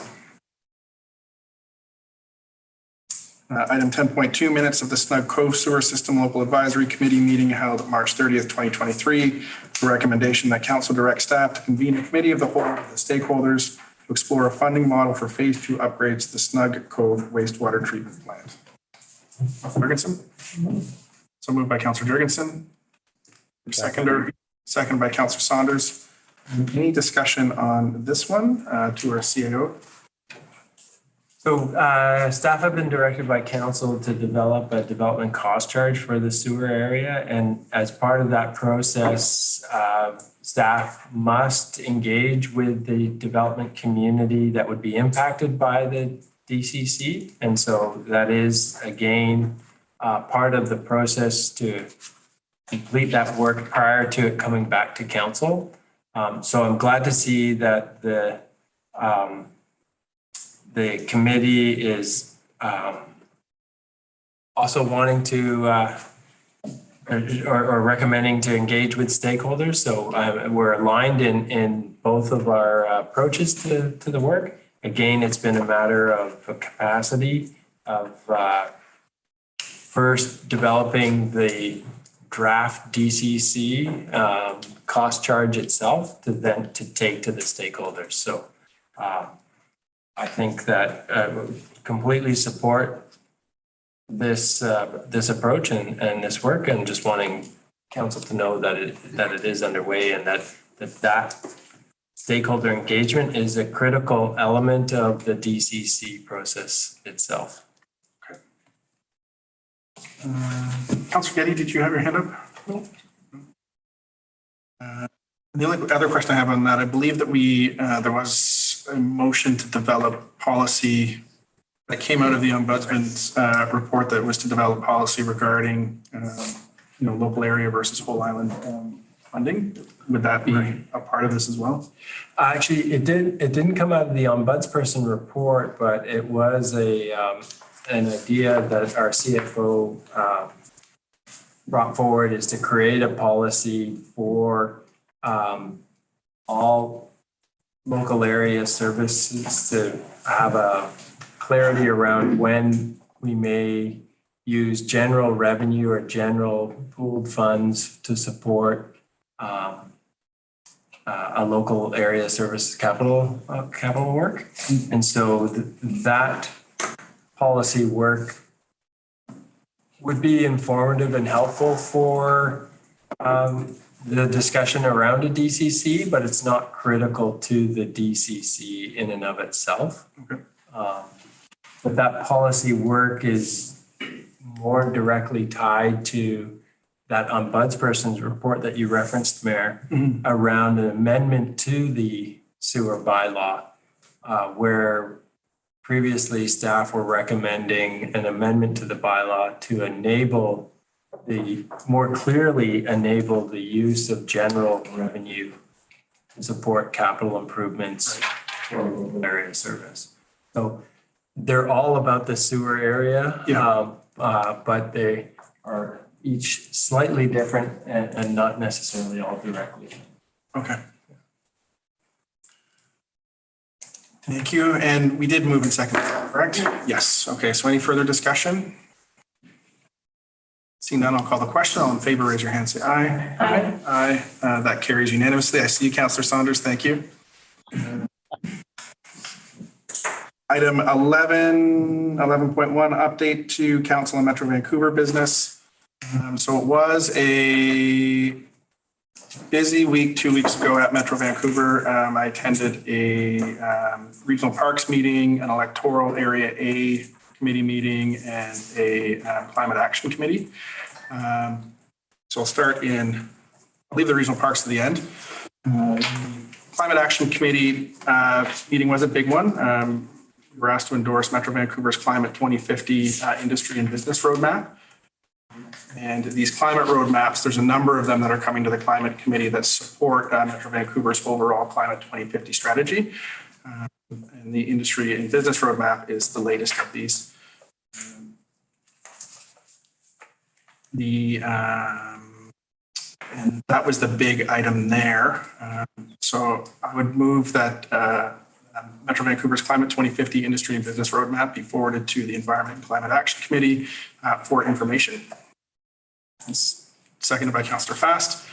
Any discussions? Seeing none, I'll call the question. All in favor, raise your hand. Aye. Carries unanimously. The electoral area. Can I ask a question? Yes. Is that report going to be sent to all council? I could circulate it to council, yes. They don't circulate it. So how do we know what our businesses and industry people might be being asked to do if we don't see the report? That's a fair one. I think maybe in the future, I'll start having these attached as part of the agenda when they come up. Yeah, Councillor Fast. It also may show up as board report from the board. Yes. Just hasn't probably gone. Yeah, it'll need to be ratified by the board at the next meeting. The electoral area committee, very interesting committee. It's the electoral area is an area that encompasses everything north of West Vancouver, the district of North Vancouver. It includes all of the University of BC and the endowment lands, as well as some of our neighbors here on Boyer Island and Passage Island are part of the electoral area. And the main issue or discussion at that meeting was around the governance of the university lands, as there's discussion as to whether they should come under provincial purview or regional purview, and neither was supported by the electoral area committee. There's challenges with them being absorbed both as a provincial or regional entity. The Metro Vancouver Regional Parks Committee meeting was an interesting one. It opened with a couple of reports about ecological restoration projects in regional parks, and then got into an interesting report on sustainable transportation market research. Crippen Park wasn't really in there. They were looking at larger regional parks, but ultimately concluding that more action strategy and movement towards active transportation and accessing parks needs to be a priority. In those larger parks, both, from Stanley Park to any of the larger regional parks. But 90% of people are taking vehicles right now. The onus is to create more transit, more active transportation opportunities for those parks to be accessed.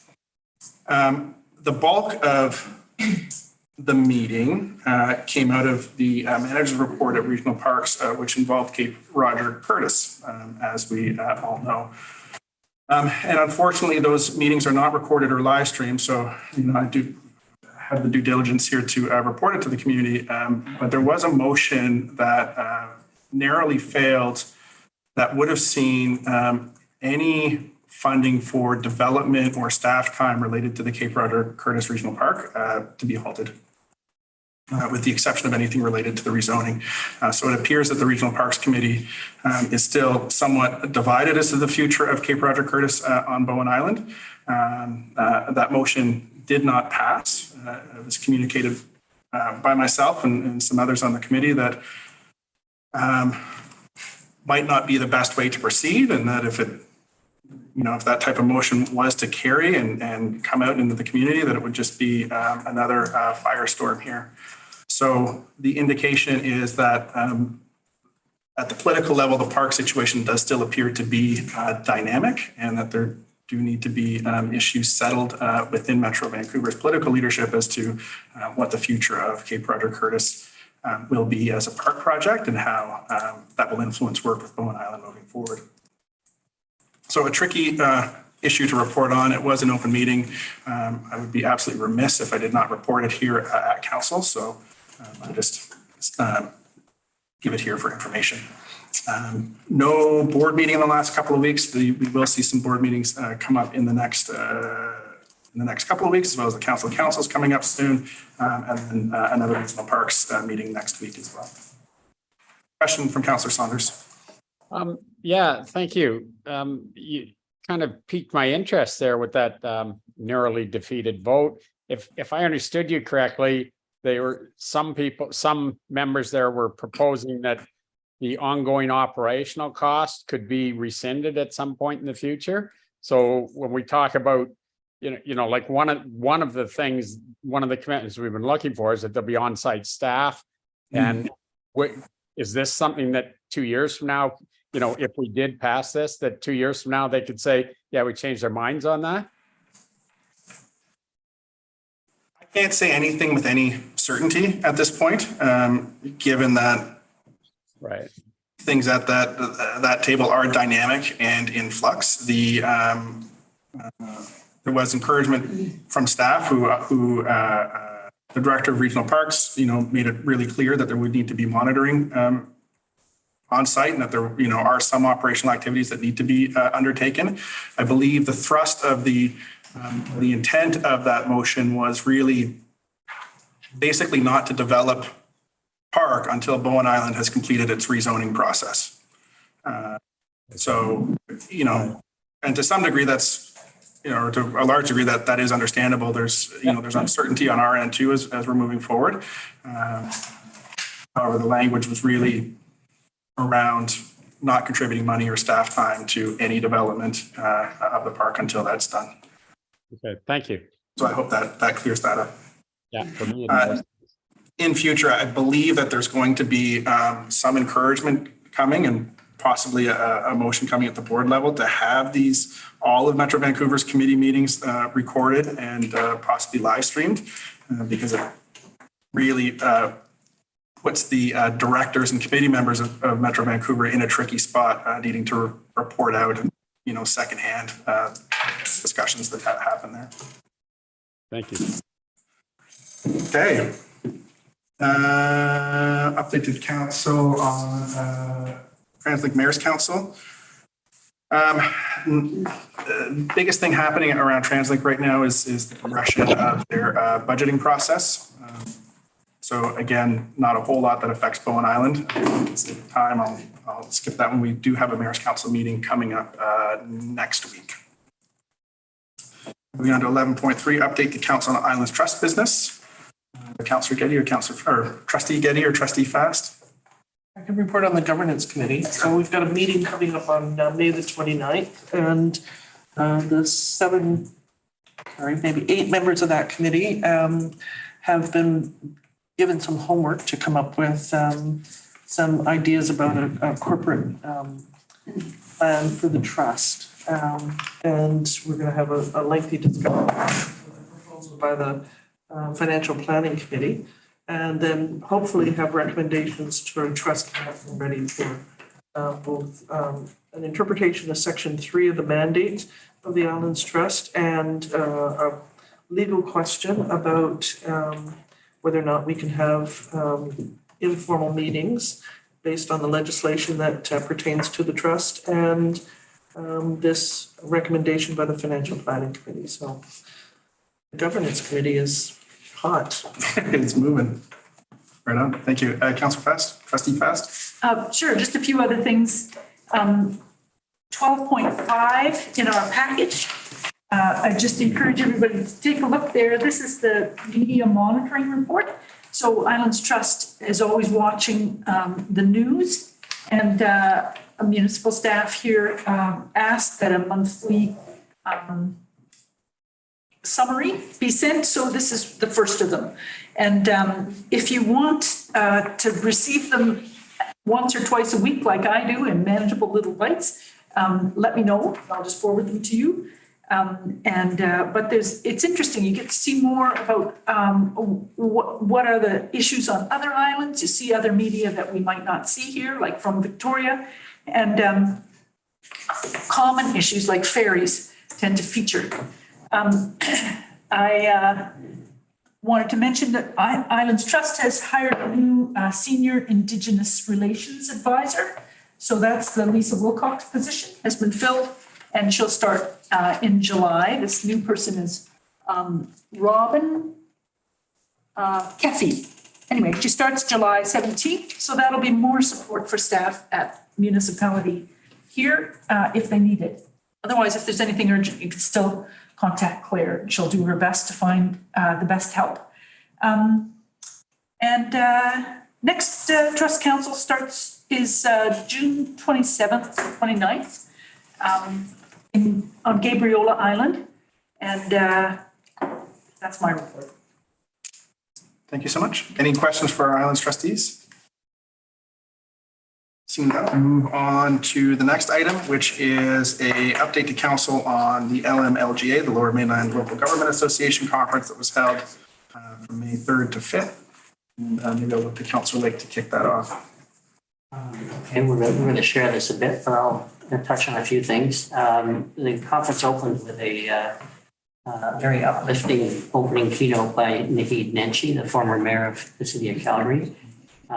He didn't shy away from the challenges we face locally, regionally, nationally, and globally. When things are bad, it creates an opportunity to create a brand new future. And I feel like the process that we're in attempting with our Bowen Island community, BC Ferries and Metro Vancouver is one of those opportunities. In the larger picture, he sees 5 priorities: public health and the pandemic, mental health and addiction, economic justice, the environmental crisis, and gender dignity. And his own priorities focus on empathy, service, and love. It was quite an inspiring speech. That we had 3 sessions, and I found them all relevant to Bowen Island. They were local government partnerships and innovation, which I think Councillor Fast is going to speak to, codes of conduct and ethics in City Hall, and running a positive campaign. It was focused on the 2022 municipal election, but lots of insights I found applicable to our communications and challenges with our keeping a debate and a conversation positive. As you know, it's an opportunity for municipalities to put forward resolutions. And I just want to highlight a few of the ones that I thought were interesting and applicable to Bowen. Burnaby, and all these were, by the way, were approved, endorsed, thank you, that's the right word, were endorsed to go forward to UBCM. So for Burnaby, it was exempting nonprofits and co-ops from property transfer tax to help with the creation of non-market housing. And in the past, they've also repeatedly endorsed allocating a portion of the PTT to homelessness and housing affordability. That's never gone anywhere, something that I've talked about in the past and we've been trying for a long time. But anyway, at least the nonprofits are going to be exempt from PTT during land transfers. Burnaby also put forward a recommendation to enable municipalities to administer an empty homes tax. So basically what Vancouver's allowed to do, that being expanded as an option for municipalities. Langley put forward a recommendation that UBCM urge the Government of Canada to create a sustainable and reliable local government asset management fund. So maybe we can get some funding. Mission put forward a recommendation for provincial funding for municipal medic trucks to reduce the load on municipally funded fire protection. So once again, something that would be helpful here, I think. And Squamish, that the lower mainland LGA to take meaningful, prudent steps to move away from fossil fuel sponsorship. And interestingly, this was pretty hotly debated. There were, which surprised me, and I think it surprised Councillor Fast as well.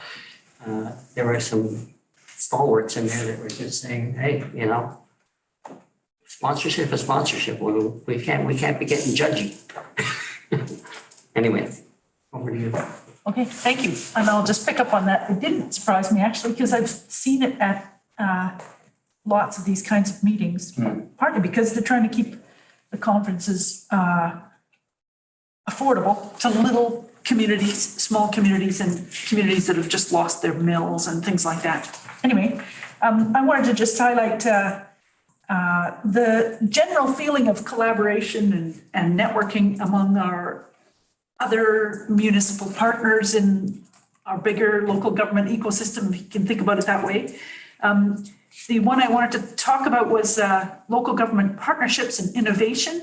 And this is just where you can really see how much talking there is among, between councillors and business and other associations and health centers and things like this. So the presenters were the airport general manager of the Abbotsford International Airport. That's on municipal land. You can imagine that's got a lot of relationship building that has to happen. City of Chilliwack and the chair of the Fraser Valley Regional District spoke. Brian Coombs, president of the Chilliwack Economic Partners Corporation, and Councillor Jen Ford, councillor at Whistler, she used several examples of how communities can get better health care. And one of the examples she highlighted up on the big screen was Bowen Island Health Centre for its funding model and charitable partnerships and that kind of thing, charitable status. So I wanted to mention that Bowen was up there on the big screen, and I'll just be really quick. There's also a chance to talk to, we had addresses from Kevin Falcon and Sonia Furstow. Minister Ann Kang is the Minister of Municipal Affairs. She was there too. The most clapping was for the library funding, that one-time library funding that came out. And Jen Ford is also president of the UBCM, so she spoke. And then there was Honorable Bowen Maughan spoke about Minister of Emergency Management and Climate Readiness. I won't go on and on, but it's just a chance to find out what other communities are doing, meet our colleagues in committees, very positive, and I always get lots of ideas, come back energized. Thank you. My report. Thank you, Councillor Fast. Any questions for our LMLGA attendees?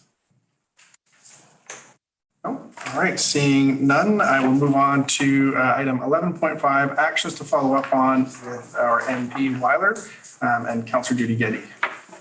Okay, so 3.2 in our agenda today was the minutes from the special council meeting that we had with Andrew Weiler, MP. And I just thought I'd try to pull together what I thought were some of the recommendations that he had mentioned. And some of the items that came up in the conversation that, the first note here is about wharfs and docks, and that it fell between the cracks and it wasn't part of any of the funding. And so a recommendation, I'm not sure if we make it to the Minister of Transportation, Minister who to make a recommendation to, with a copy to Andrew Weiler, obviously, but to follow up on that we would welcome and encourage, and we need to have some sort of category that the wharves and docks can be eligible for some sort of funding, whether we'll ever get it. There's enough competition for any funding, but at least there's an opportunity. So that was one. And the other one, Mr. Weiler suggested at one point that noted an interest in a transportation summit with the Minister of Infrastructure and other parties.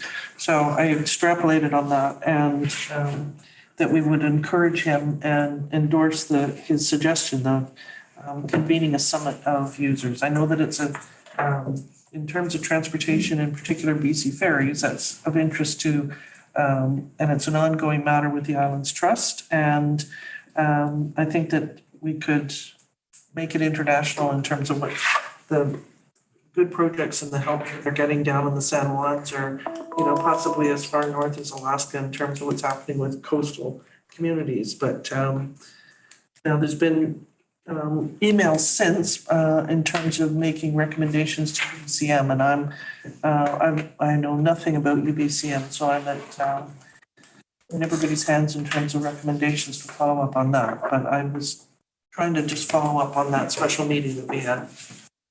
Thank you, Councillor Getty. Councillor Morse? I totally misunderstood resolution number 2. I thought that we were being asked to endorse a suggestion that we convene, which is why I came back and said UBCM might be one for the transportation side, if nothing else. So that was linked to that suggestion. And why do we have to have a distinct category for wharves and docks? Can't it just be listed as included in the list of eligible expenditures for capital funding? Typically, the funding programs have distinct categories of eligible project categories. So wharves and docks. But it usually lists recreational facilities, fire halls and so forth. Can't you just add wharves and docks to that list, or are they called categories not? Those are, they're categories. So. Okay, so we're talking the same language then? Yeah. Okay. Yeah. Councillor Fass? Thank you. I was glad to see this. It's good to follow up on those meetings. I thought that maybe we would be sending a letter under the mayor's signature to Patrick Weiler, our MP, just as a follow-up to the meeting that we had, and let him know we were serious about what we thought about, and I thought it was good. And we could copy it to Islands Trust Council to let them know that Bowen is also working on these things. I find that sometimes it's really useful to go into a meeting and Islands Trust has just been there, and then Bowen Island Municipality comes in and says similar things, and so we can support each other that way. So I was suggesting we copy it to Islands Trust Council. So I would move that council request staff to draft a letter for the mayor's signature, or however you want to do it. That council write a letter.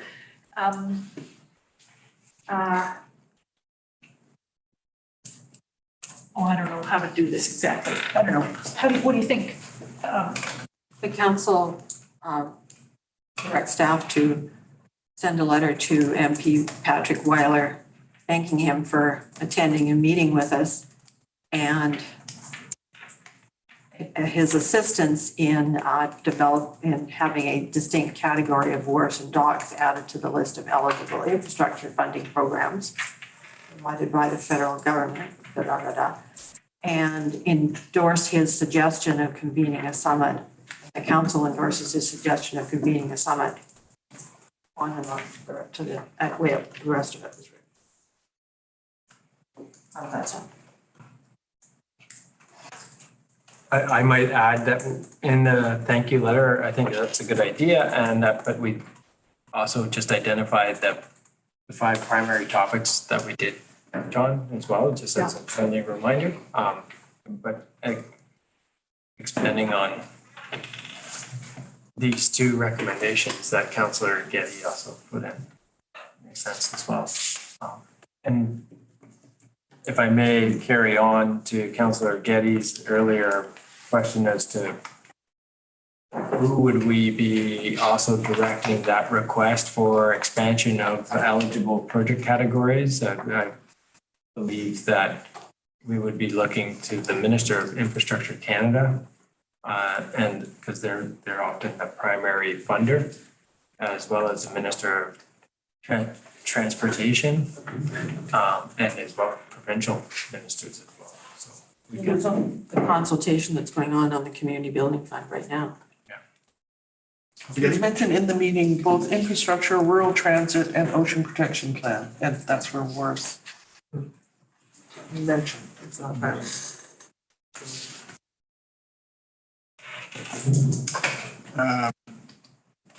So would you second the motion as a? Yes. Okay, I just want to make sure.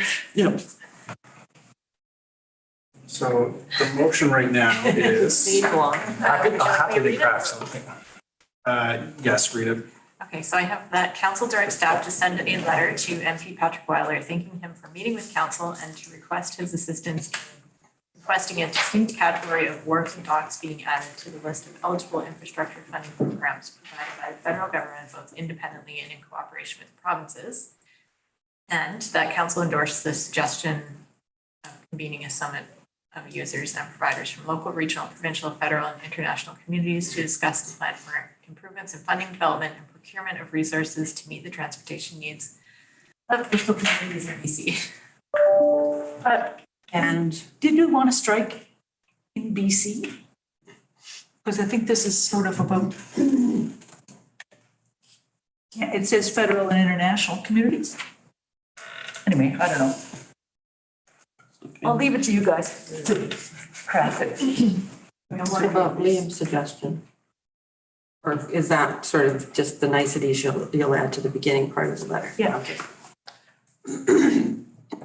Okay, so is there a mover for that one? Councilor, so moved by Councilor Morse, seconded by Councilor Getty. Any discussion? Seeing none, I will call the question. All in favor, raise your hand, say aye. Aye. Carries unanimously.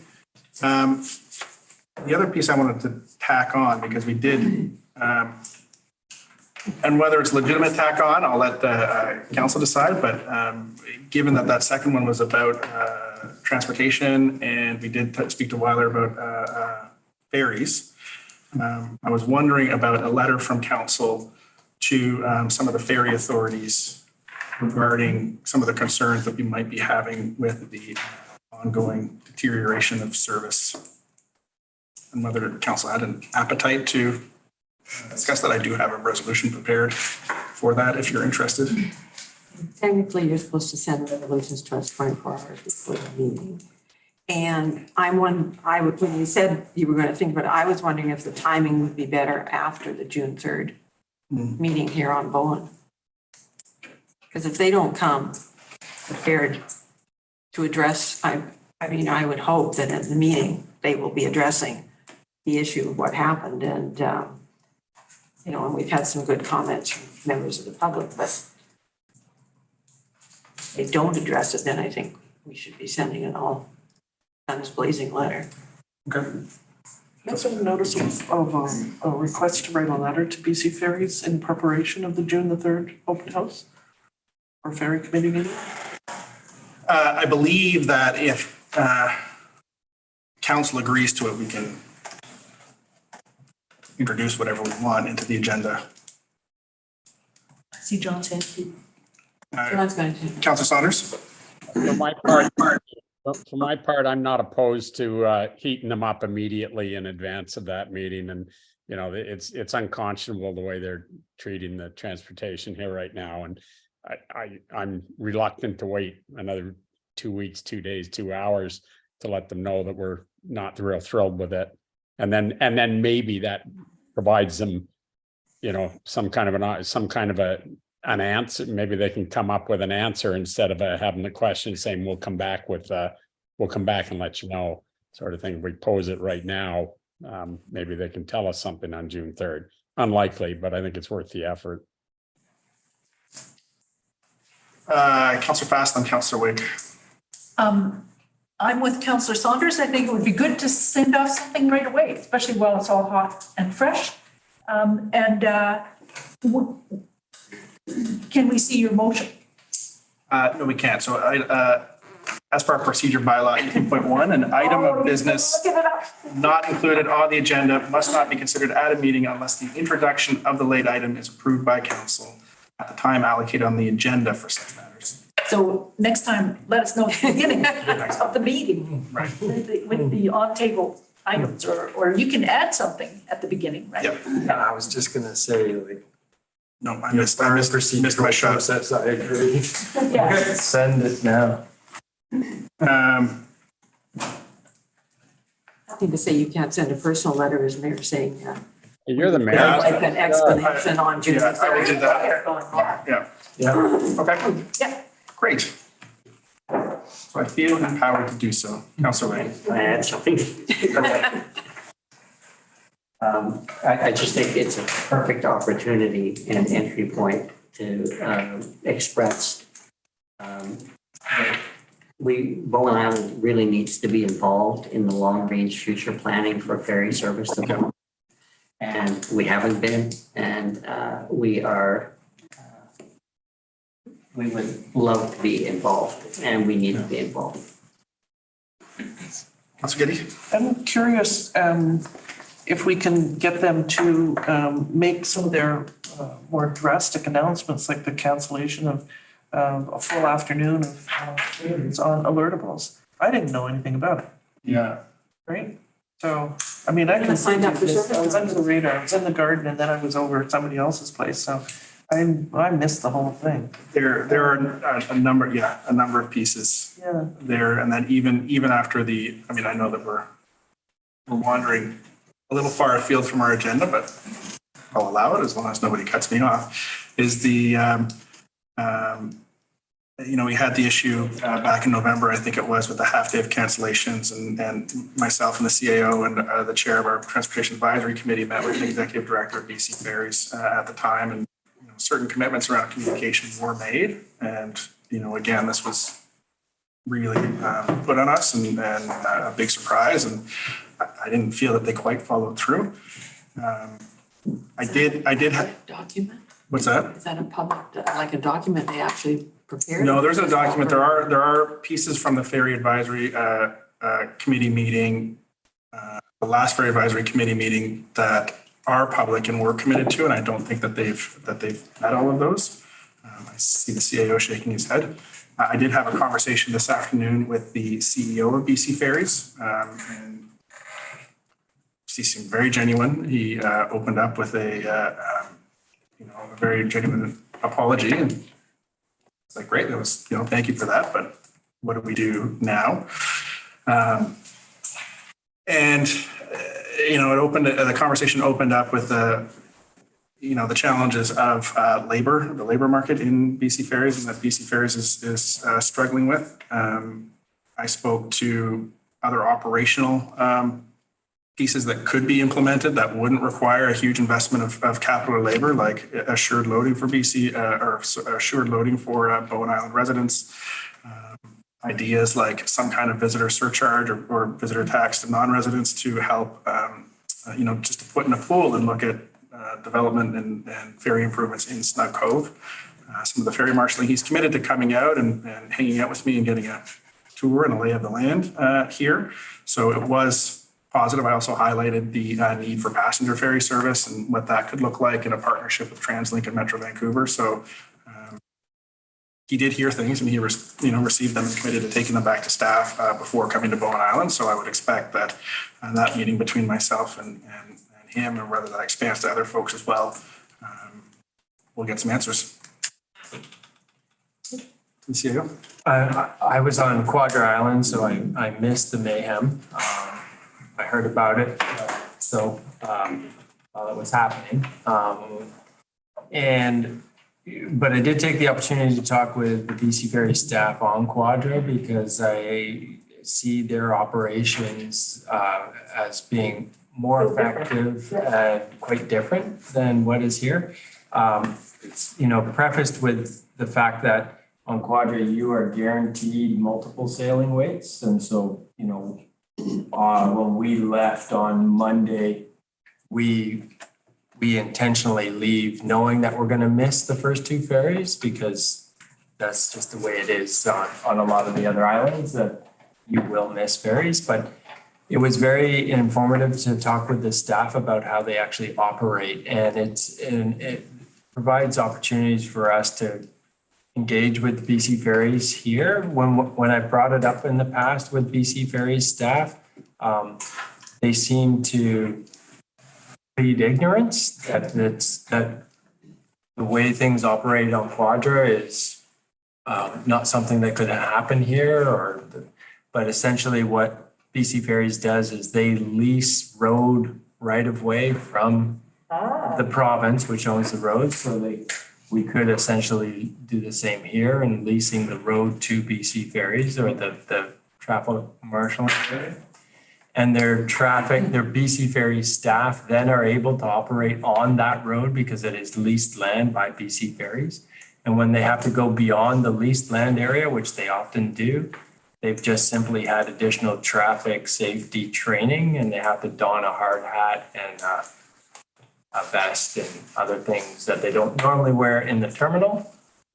Yet they are still BC Ferries staff. So I think it's incumbent on us to do a little more research about the alternative models on the other islands to be able to hold BC Ferries to account, because BC Ferries doesn't seem to be forthcoming with the different models that they actually employ themselves. And so there are operational models that could work far better for us on Bowen, but it seems like we just have to advocate for ourselves. Get it done. Yes, Councilor Best? I wonder if that leasing road right away might also be the way it happens in Nanaimo, because they use that big stretch of roadway, and the BC Ferry staff are out on there marshalling, sometimes for several sailings backed up as well. So I think that's great. Thank you for finding that out. That makes sense. All right, so yes. I had a very interesting conversation with Joyce Gagnon and when she was on the ferry committee a million years ago. So before you meet with this fellow, I'd like to pass on that information as well. Oh, right on. I'm having coffee with her next week as well. I'm having coffee with her next week as well. Okay, ask her about boat classification. Yeah, the inland. Yeah. Yeah. Okay, so I will write a letter to keep the heat on. There's been a fair amount of media attention. I think I've spoken to just about everybody in the last couple of days. And with that, I will look at item 11.6, which is moving to a closed council meeting. The recommendation is to move, subject to G and I, involving litigation, solicitor's client privilege. Do I have a mover for that recommendation? Councillor Wake, seconded by Councillor Jurgensen. All in favor, raise your hand, say aye. Aye. And that carries unanimously. And before we do that, item 13, question period. So question period is an opportunity for members of the public to request clarification or a follow-up question relating to an item discussed at the meeting. It must relate to an item on the agenda and be directed to the mayor. 2 questions per speaker, not to exceed 3 minutes total. Ms. Halligan. Yes, well, I have a problem. Come on up and I have comments more than suggestions or questions. I could try to formulate them into a question. Okay. You've But got, that would take me a long time. So if you would let me just say what. How much time? 3 minutes. No, I was not finished. No. It would take me a long time to come up with that because of everything I've absorbed here so far. But my experience moves me to make some comments. Short. Okay. I've got to find them again because I've been hearing things that I have to write things down. I'm learning. Okay, there's which I have, okay, there's the two big ones, all right, two, because I know I can only do two, right? I think I'm hopefully misheard, but I tried really hard to hear correctly that there is some idea that when we're doing data collection, in order to make informed decisions about real situations, not what we suspect they are. And I'm talking now about not just this, but some other complicated things I've worked on where the same thing happened.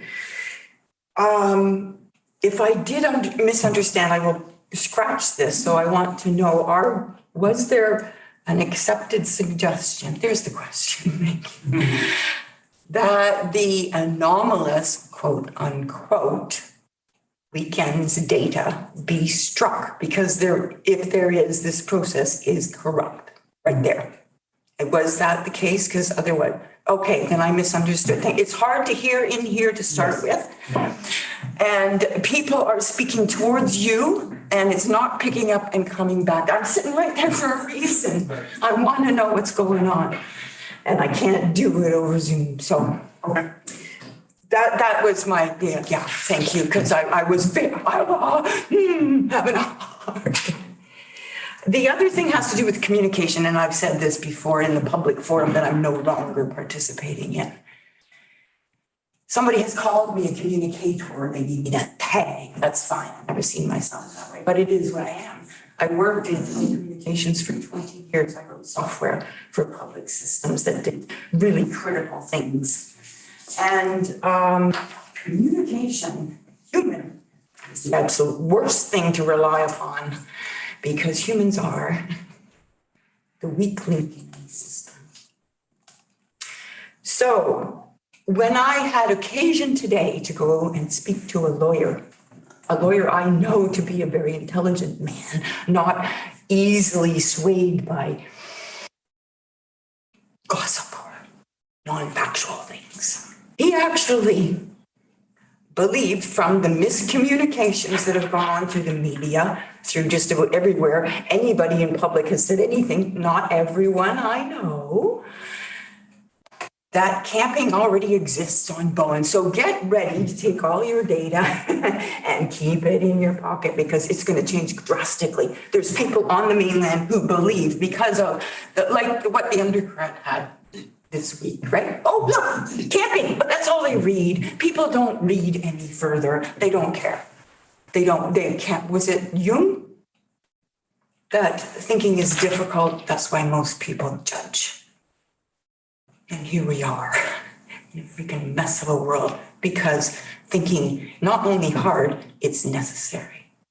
So I am concerned that a man I consider to be up on that this is, and I think communication has to be very clear, very not future focused, but what is today? I've run projects in telecommunication.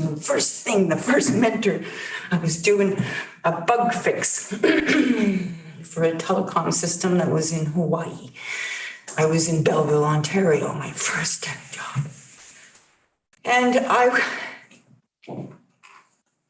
oh God, I forgot what it was. Where was I? Communication. Right, okay, we were fixing a field problem, okay, in our lab that was occurring in a hotel in Hawaii where it was like going belly up, random, it's important. And we were getting pressure from people who I know what was going on, big people up there, right? And I'm green, and I got this field guy. And and he says to me, you don't say it's done until you tested it. Exactly. It's not done until it's done. You can't start planning until you've got the information. Anything you do before, waste of time. That's all I have. Thank you. Thank you so much. That does bring up an interesting question, though, about whether camping is allowed on Bowen Island. I know that's been discussed in email and something that you've been tracking down as, how it relates to our bylaws and how that intersects with the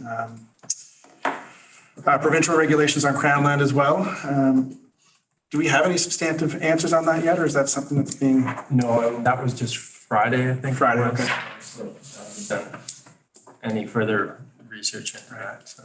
So for the community, answers on exactly what is. I guess the only camping that we know with certainty that is actually allowed on Bowen is Apateka. Right. And Bow Isle. Yes, as a. That was grandfathered in when this came out. Yeah. Because they already existed. I think, sorry, speaking out of turn. Thank you so much for the passionate statements. Yeah, I try to keep my passion in, but it's getting very difficult. And with that, I will look for a motion to adjourn. So moved by Councillor Morse, seconded by Councillor Jurgensen. All in favor, raise your hand, say aye. Aye. Carries unanimously. So we will recess for a few minutes, then come back for the closed portion of our meeting. Sophie, you just gonna leave the link open here for me? Yes. Okay, thanks.